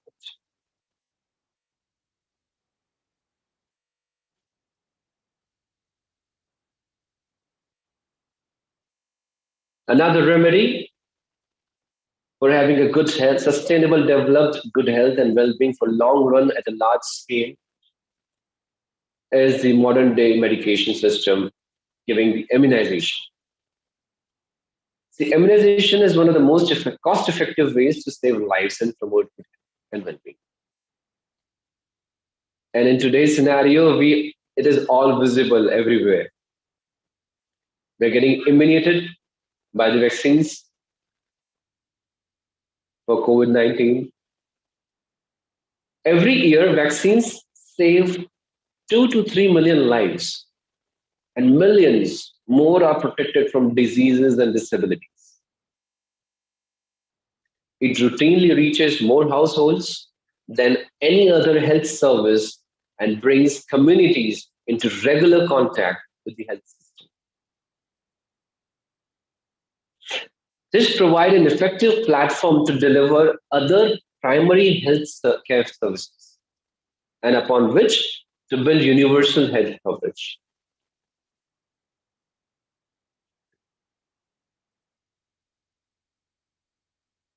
The next remedy I would like to suggest on this platform is meditation. Now let's think about a scenario. Imagine you have been given a room to live in for 365 days, that means a year. And when you check into that room for the first day, it was very clean and everything was so fresh. And then you start using that room for living. But you don't work on keeping it clean and fresh as it was for the first day. The days keep passing by. 2 days, 5 days, 7 days. What will happen after 10 days if you don't clean and keep it fresh? What will happen after 2 weeks, 2 months? You find that room full of dust, spider webs all over, and the place is stinking, smelling very bad, isn't it? What will happen after 6 months? Will you be able to live in there peacefully and comfortably? Not at all. Same is happening with all of us. Let's replace that room condition to our mind. Can you imagine living in that kind of mind whole of your life, which is full of negativity, stress, anxiety, and emotional garbage? But this is what's happening with many of us all along. So tell me, what do we do with the garbage of our house? We dump it in the dustbin, right? Meditation is one of the effective way to dump all the negativity and all the emotional garbage we have in our mind and to attain unshakable peace. Let me quote it here that a peaceful mind leads to a healthy body. So if we are looking forward for having a sustainable development and good health and well-being for the coming generations as well, we need to teach them meditation. We need to have, we need to cultivate the habit of doing meditation daily. Plus, we need to teach all everyone surrounding us the art of meditation. The next point is one of the less talked and lesser known point, that is learning and teaching body clock. See, to be very honest, that's what has not been taught to many of us. Our body works in a particular pattern. If you are a doctor, you know science, you know you have studied biology, or you have studied Ayurvedic science, you can understand what I'm saying over here, that our body works in a particular pattern, and we are not taught about it at home and at our schools. These patterns have to be taught to everyone so that we can know what suits us or not. This may help us not to fall sick very often, to boost our immune system. In India, we have special doctors called Nadi Ved, or you can say uh, Nadi consultants. If you are here in India or you somehow visit India some the other day, please do come and visit these doctors. They'll tell you everything about your past, present, and future of your body just by holding your nerve for 60 seconds or so.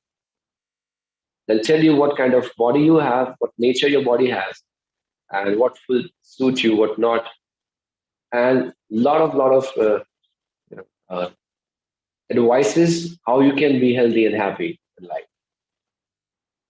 The next point I would like to bring in light is social well-being. As I've already stated, the definition of good health and well-being, that's having a complete state of healthy body, healthy mental state, and a social well-being. See, being a hypnotherapist and a health and happiness coach, I have counseled and examined, treated many patients in the past few years. Many of them has come up with a problem of not able to gel up in the society or having issues in family, at home. And the root cause of those issues was found that either the person is somewhere not physically fit or struggling with mental stress or sometimes both.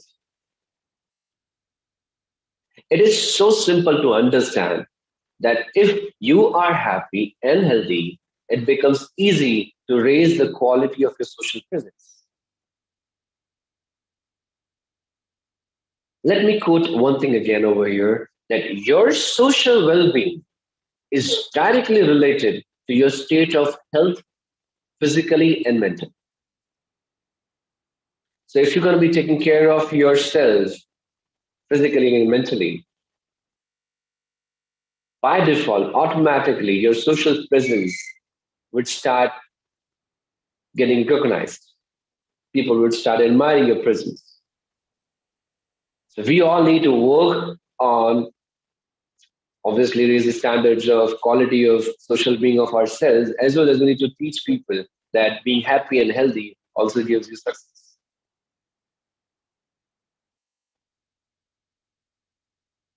So in my last and the final point, I just want to tell you people that we need to take responsibilities and spread awareness. We need to be that light that helps others to see. Today, you are in this conference, you are attending this summit, you're listening to everybody here. So now it is your responsibility to take this word forward. So in India, we believe that our body is a temple, our mind is the priest, and our soul is where the divine resides. Keeping the temple clean, the priest educated with the highest standards, is what is then only you'll be able to see the best version of yourself. You will be able to see the divine in yourself. Over the last 15 years, the number of childhood deaths has been cut in half with the efforts of the United Nations and other organizations working on good health and well-being. And this proves that it is possible to win the fight against almost every disease. We have somewhat defeated COVID-19 pandemic as well. We are supposed to have a vaccine in what, as per the protocol, in what 2 years, 2.5 years, or 3 years. We have it in 12 months. So we are ready to fight with every disease. Still, we are spending an astonishing amount of money and resources on treating illness that are surprisingly easy to prevent. The new goal of worldwide good health promotes healthy lifestyles, preventing measures and modern, efficient healthcare for everyone. We need to learn and teach everyone to keep this body clean inside out. We need to learn and teach to keep this mind free from all agitations and negativity at all time. Then only we will be able to have a healthy and peaceful world. I would rest my presentation over here. Thank you so much, everyone, for listening so patiently. And I hope my words would make a difference. Thank you so much, everyone. Thank you very much, Sushant sir. And yes, of course, we are agreed that we have to feel and act responsibly. Yes, of course, to keep our body healthy with peaceful mind, we have to put quality of foods which determine our quality of thoughts. And I 100% agreed with your thought that be the light that helps others to see. Thank you very much, Sushant sir, for enlightening us with your beautiful thoughts, sir. My pleasure, ma'am. Thank you. Now moving on, our next speaker. He is a graphotherapy specialist, Mr. Naveen Toshniwal. Welcome, Mr. Naveen Toshniwal. Mr. Naveen Toshniwal, born and brought up at Calcutta. He completed engineering from Jadavpur University.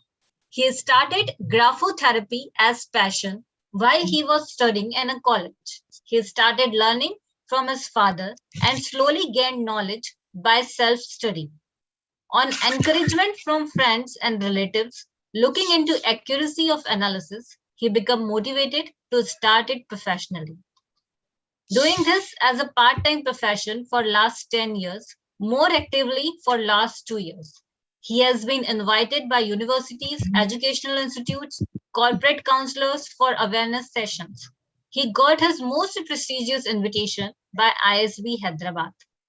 So Naveen sir, now the virtual stage is yours. Please start, sir. Thank you very much. And I really appreciate your invitation to speak on this subject, which is not so well known all over the world. See, I will just start with a brief history of graphoanalysis. We all have heard about a well-known Greek scholar, Aristotle. He was one of the first persons who detected link between the mind and the handwriting. He used to say that handwriting is actually mind writing, and whatever is there in our mind, it comes out through our hand and through our pen on the paper. Uh, Unfortunately, the awareness about this science existed mostly in America and in European countries. And in these countries, people are even using this for many years as a tool to hire candidates for corporates. They get handwritten applications from the candidates. Thereafter, they do the analysis and they are able to assess the character of a person even before the interviews. So it's actually an amazing science in the way that you are not only able to analyze the character of a person, the most important and relevant portion is graphotherapy. How actually you can change yourself or change your characteristics simply by practicing some small changes in the strokes of your handwriting. This is what is called graphotherapy.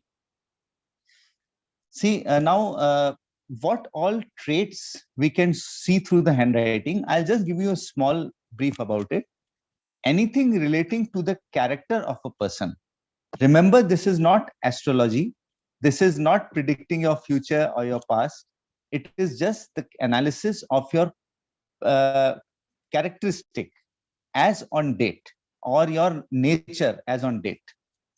The way you will react in which situations, what is your willpower level, how defined are your goals, whether you are a short-tempered person or a calm person, whether you are expressive or whether you are reserved.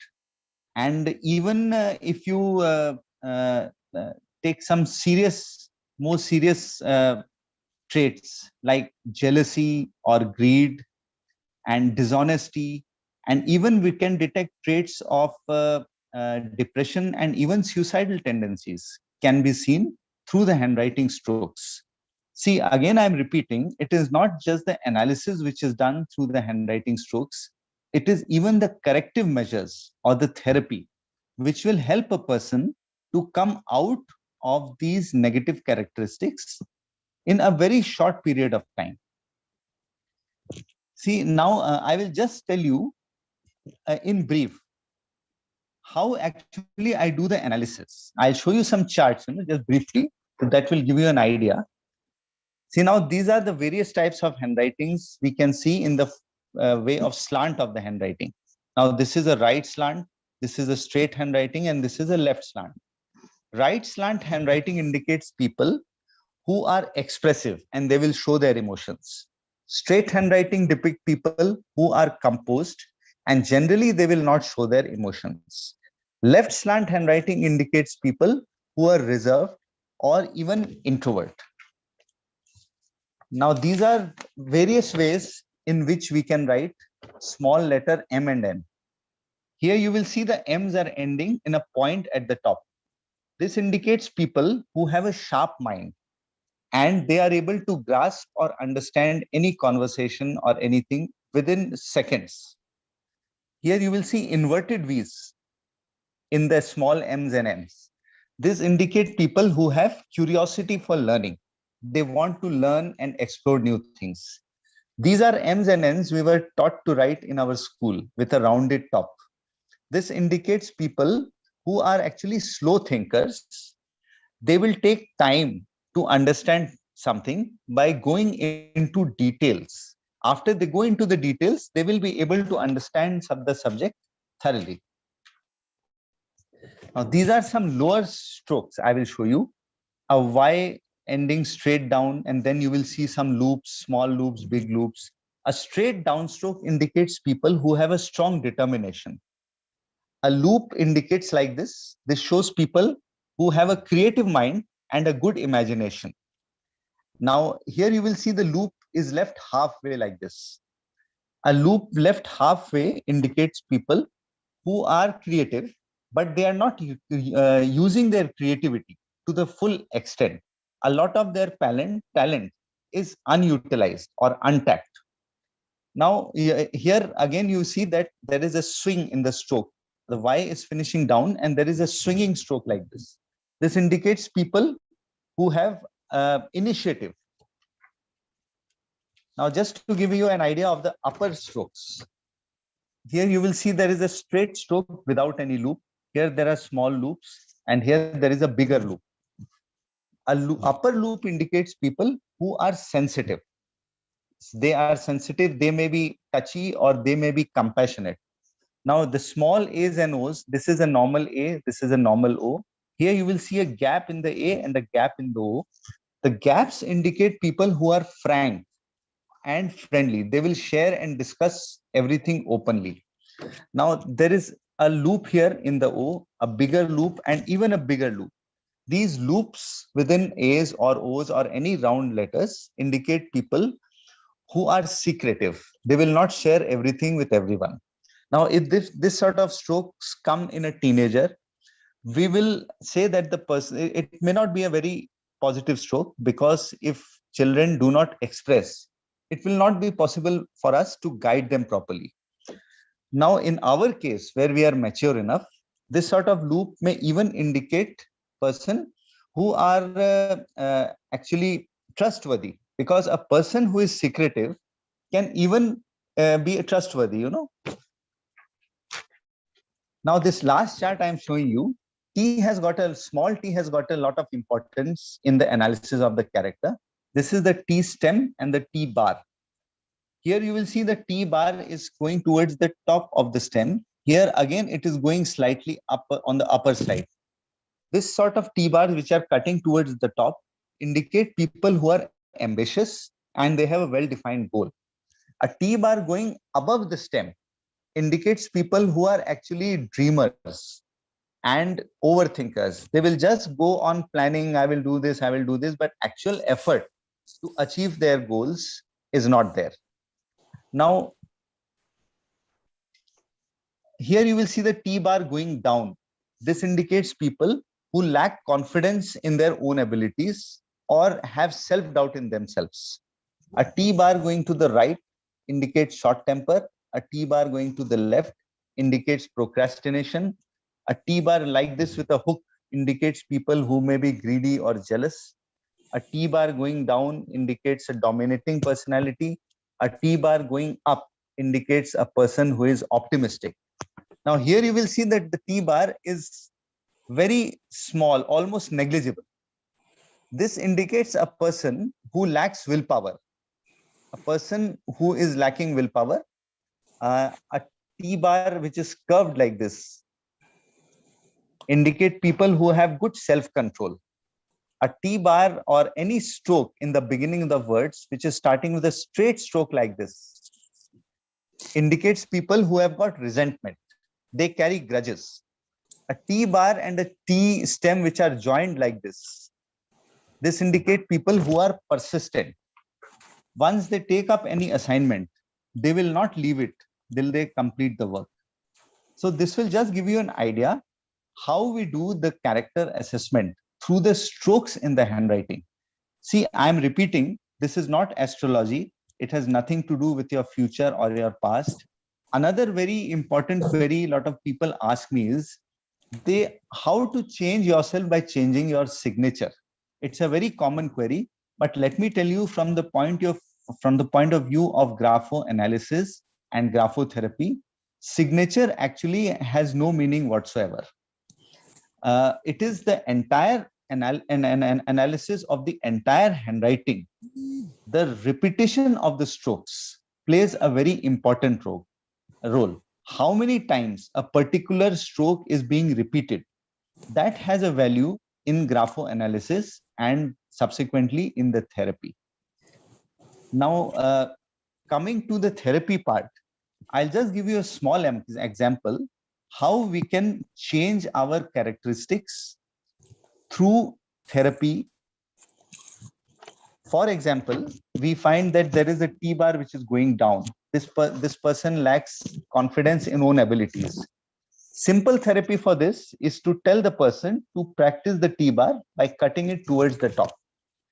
So this will help the person to come out of the self-doubt and increase the confidence. This is just an example I'm giving you, but remember, the therapy of every person is always individualistic. It will depend on the analysis and traits which are seen after analysis of the entire handwriting, not just one or two traits by seeing one or two strokes in the handwriting. That is the reason every person is unique. So every person has a unique handwriting. There are no two people in the world who will have an identical handwriting, because every person is unique in their own way. Now, I hope I have been able to convey what graphoanalysis and graphotherapy is. You may be wondering what it has to do with good health and what this session is all about. If we have a good mindset and a positive outlook, obviously it is all related to good health and well-being. So I hope I've been able to convey the message regarding the importance of this science, which is not so well known in India. Another thing I want to highlight is there are many people who ask me that these days we don't write. And it's a fact also. Mostly we are all on computers, on texting. So we hardly get an opportunity to write. But for analysis of someone's character, even if you write after 10 years, the analysis can still be done very accurately. And for improving yourself through this therapy, all you are required to write is just 5 minutes a day, only 5 minutes a day for a duration of 3 weeks. And you will get the desired changes, and you will be able to observe in yourself the changes in a period of maximum 3 weeks time. So thank you very much. And I hope it was a session which will bring some insight to this amazing science, which is not so well known.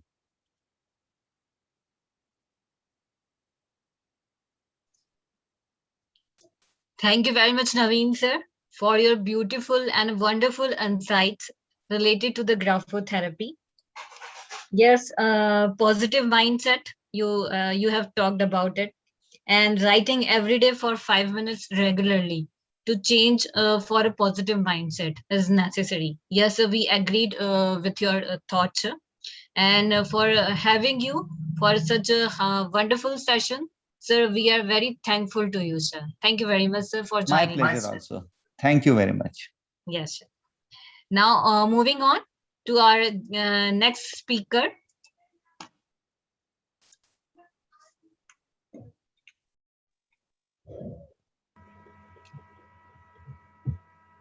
Our next speaker is Dr. Rasha Yusuf from Egypt.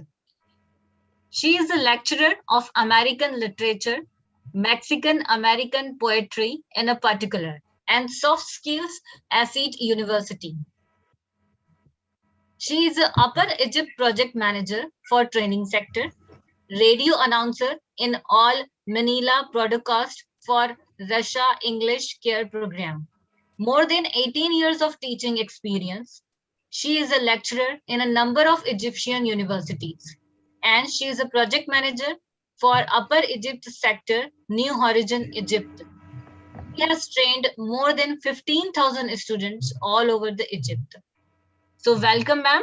Now the stage is yours. Good evening, good morning, doctor, and good morning from Egypt to all those amazing professors. And first of all, it's a great honor for me to be a part from this international summit. Today, I chose to talk about school health, which will be related to my specialties or my major through education. Health through education. So let's start our session. First of all, there is a introduction for my speech. As all of us know that children between the age of 5 to 17 years are school-age children, and they spend most of their time of the day in the school under the direct supervision and the guidance of their teachers. They are all exposed to various epidemiological factors in the school, which influence their present and future state of health. Hence, school is the best place for giving health education. And this is our goal, a third goal from Sustainable Development Goal mentioned by the United Nations. And to make a strong foundation to the healthy nation, we can say that school health services are primarily meant for preserving and promoting health of the students. But what is school health?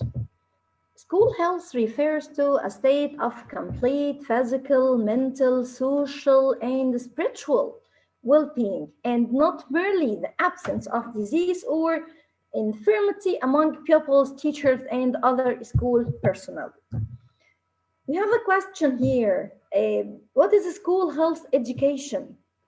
School health, or the term school health education, refers to the learning experiences in health which take place in school. Also, it brings the child gradually to realize the importance of health and to act intelligently in conformity with this awareness. So, school health services refers to need-based comprehensive services rendered to pupils, teachers, and other personnel in the school to promote and protect their health, or to prevent and control diseases and maintain their health. But we have also another question: why is school health is so important? The purpose of the school health service is to help children at school to achieve the maximum health possible for them to obtain full benefit from their education. As we saw from this diagram or from this shape, why should care about health education? Because health education contains skills, knowledge, positive attitudes. Also, we have emotional health, and this is very important, by the way, social health, physical health, and mental health. At school and at all our universities, we have emotional health and mental health. This is a great problem, by the way. We have also health problem of the school child.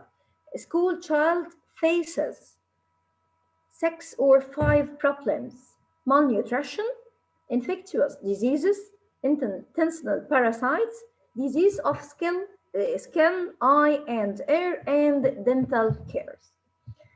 What is the objectives of school health services?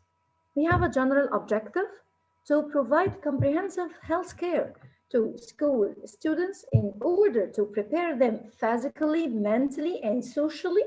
And we have a specific objectives.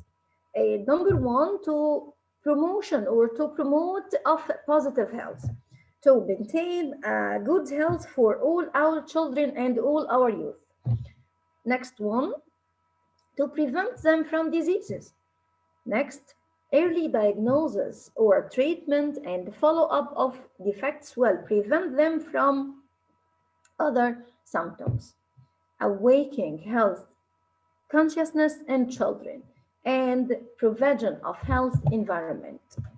In our school, we need for school health services, not in our school, in all our universities and schools. These are necessary and important because of the following reasons. Students, vital and sustainable segment of pollution and the future citizen. Also, vulnerable sections of pollution exposed to various environmental factors. Next one, exposed to various stressful situations It can cause mental health problem, negative attitudes, affect growth and development, disturb appetite and dietary habits resulting in malnutrition. Also, belongs to different socio-economic and cultural background which affect their health and nutrition status. So prone specific health problems like diarrhea, constipation, dental cares, bleeding gum, BAM, worm infections, hepatitis, anemia, acne, influenza, malaria, cardiac problems, and so on. What is the aim of school health services? The ultimate aim of school health services is to promote and protect and maintain health of school children and reduce morbidity and mortality among them. But we have a principles for a school health service. School health service should be based on health needs of school children, planned in coordinating with schools, health personnel, parents, and community people. A school health council needs to be set up. Also, it should be part of community health services, the whole community health services, the government community health services. And it should emphasize on preventive and promotive aspects. School health also should emphasize on health education to promote and protect and improve to maintain health of children and the whole staff. Emphasize on learning through active and desirable participation. Be ongoing and continuous program and have an effective system of recording and reporting. Each school has a philosophy of health services. Each school should be a healthy child is mentally alert, receptive, will not miss school due to minor sickness, and will have better performance in his or her studies.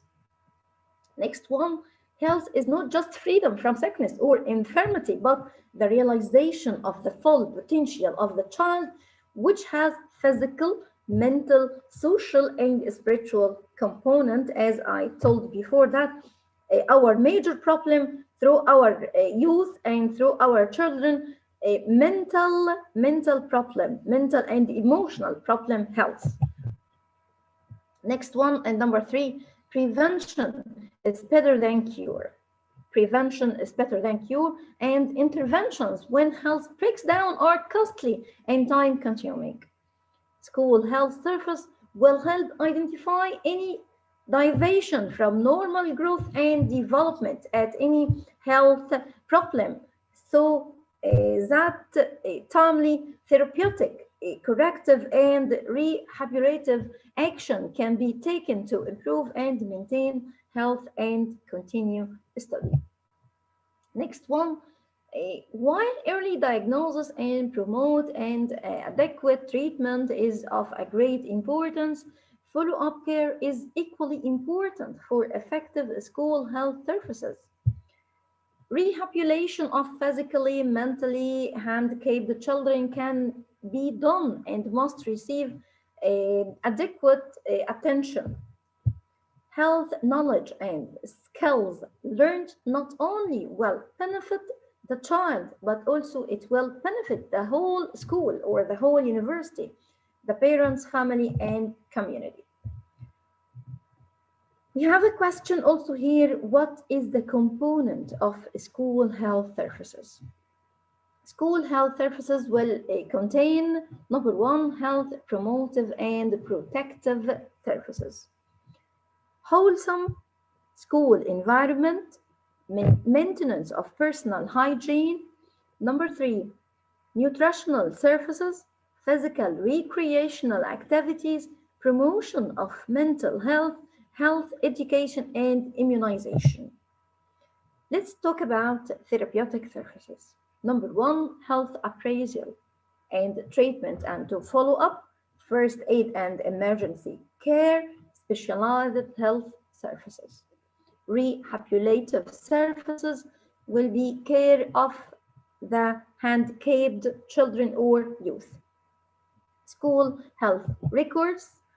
um, to be continued, school health policy. This is the philosophy of the school, or the school health philosophy, and the school health policy. School health policy should be number one, health centers. Staff is responsible for implementation of school health program. School health program is carried out in schools by the health center staff working together with school administrators, teachers, local government, parents, and community, including both agencies and students. Priority should be given to school health program at primary school levels. This is the first very important part. What do we mean by health and well-being through schools or through a university or through college? Health and well-being includes both physical and mental health. Physical health means sleep, diet, nutrition, and exercise. Mental health, and this is the way we think or feel about ourselves and what is going on around us and how we cope with the stress of life, affects our sense of well-being as well as our physical health. Healthy students are more alert, engaged, and better able to concentrate and learn. Physical activity is associated with improved learning, concentration, better moods, and behavior, as well as healthy weight. Also, an estimated 1 in every 10 children suffer from a diagnosable mental health problem, and that 75% of mental health problems in adults have roots in childhood. So this is very important, as I told before, that healthcare should be surfaces through primary schools first, primary school, in order to grow a reasonable and a good mind through children. An increasing number of children in our school have anxiety, depression, and phobias, and a scary number of children own now self-harm.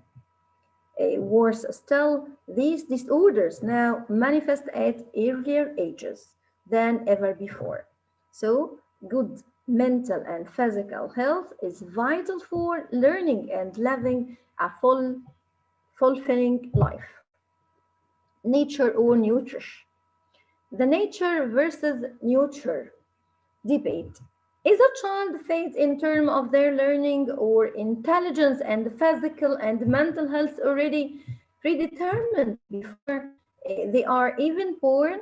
A child environment and a genetic makeup are intertwined. There is a continuous and complex interaction between the two. Studies have shown, along with intelligence, our conscious thinking and the way we deal with a situation can, over time, result in our brain rewiring itself so that we change the way we react subconsciously in the first place. This means our resilience, amongst many other things, is not fixed. We can build the ability to be resilient through our own positive thinking. Through the healthcare service or the healthcare problem or educational healthcare, is the healthcare the responsibility of parents' care or school teachers' care? This is the question. Who will be responsible for health care for children and youth? Parents or teachers? Both. Both of them are responsible. Like nature and versus nurture, both are intertwined.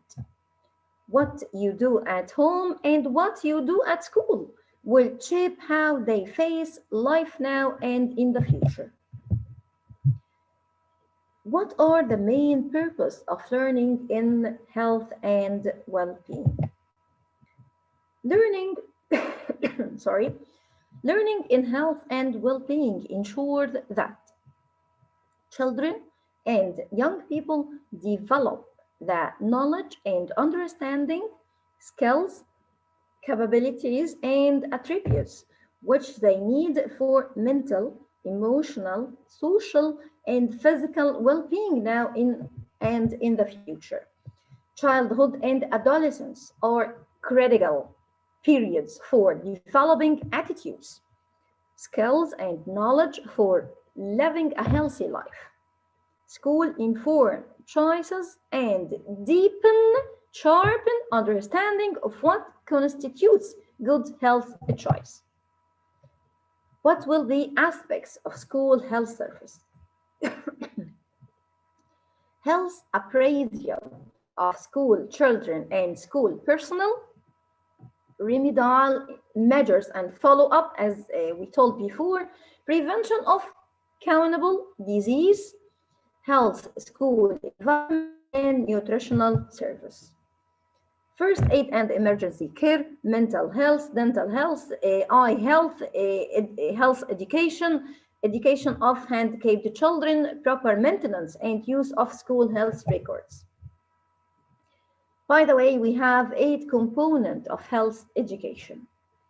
Such an approach incorporates 8 interrelated components that historically have functioned independently: health, education, physical education, school health, services, counseling, psychological and social services, nutrition services, staff wellness, a healthy school environment, and family and community. How can a student improve their health? Students can improve their health by prioritize your sleep or prioritize their sleep seemingly every day. As for me, I advise a student to sleep more and work less. Exercise can help with your sleep and also improve your overall wellness.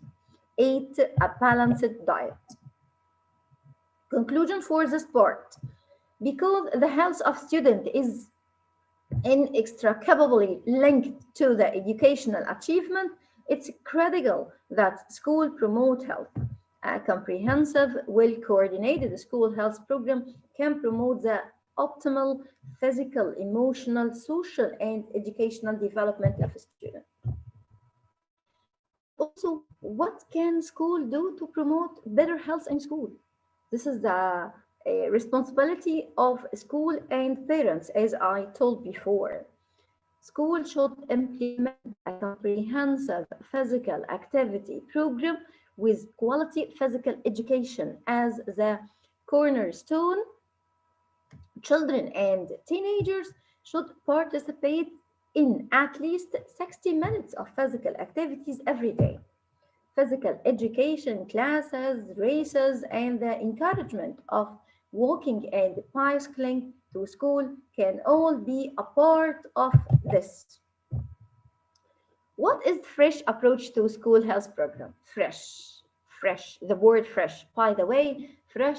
This is an acronym for focusing resources on effective school health, an interagency framework developed by UNESCO, UNICEF, and WHO, and the World Bank launched at the Dakar Education Forum 2000, which incorporates the experience and expertise of these and other agencies and organizations.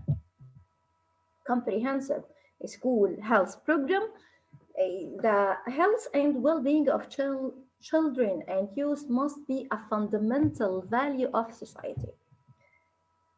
Urgent health and social problems have underscored the need for collaboration among families, schools, agencies, communities, and governments in taking a comprehensive approach to school-based health promotions.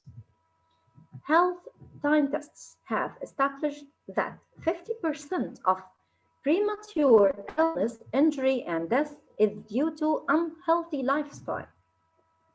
Experiences and research evidence suggest that a comprehensive school health approach can improve the health related knowledge, attitudes, and behaviors of students. A comprehensive school's health also approaches includes a broad spectrum of activities and services which take place in school and their surrounding communities that enable children and youth to enhance their health, develop to their fullest potential, and establish productive and satisfying relationship in their present and future lives. The goal of the comprehensive approach are two.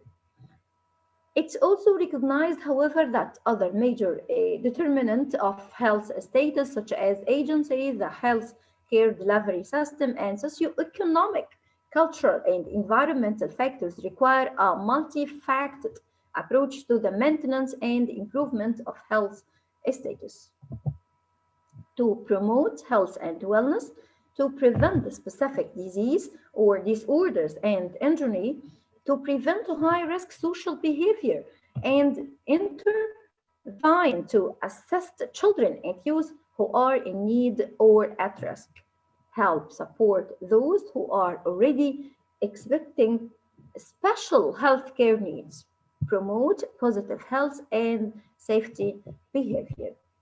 To conclude, health and well-being is essential part of the curriculum, and school play a vital role in the promotion of positive mental, emotional, and physical health in children. Good mental health in childhood provides a foundation for positive mental health and well-being now and into the future. This is the end of my presentation, and thanks a lot for Dr. Supriya to be with you, and it's my pleasure to be with you today. Thanks, Doctor. Thank you very much, ma'am. Thank you very much. And you said about all the aspects of the school health services, importance of the school health services. And of course, the health knowledge is very essential for better health living. Yes. And I agreed with your concept of nature and nurture. And of course, we can build a very healthy world if we spend every day for 60 minutes in doing physical exercise. Yes, ma'am. Thank you very much for enlightening us for your wonderful and a beautiful thoughts, ma'am. Thank you very much. Thanks, Doctor. Now it's time to end the meeting. And at the end, I would like to thank all our eminent speakers. I would like to thank our all participants. And I would like to thank all. Am I audible? Yes, you're audible. And I would like to thank all of you to join us with full enthusiasm. I would like to especially thank Mr. Naveen sir, who has enlightened us for a special graphotherapy analysis. So definitely everyone who wants to be analysis by the Naveen sir with her character and with personality. So definitely please contact Naveen sir. And now moving on to saying goodbye, I would like to say it's not an end for today. We will definitely meet tomorrow also with the new goal, which is the quality education. And the goal of the quality education will be addressed by the Philippines speakers, will be addressed by the most prestigious and well-known publication house beyond book publication. So definitely we will meet tomorrow with same enthusiasm, with same energy, and to find the solutions. Thank you everyone for joining us. Thank you very much.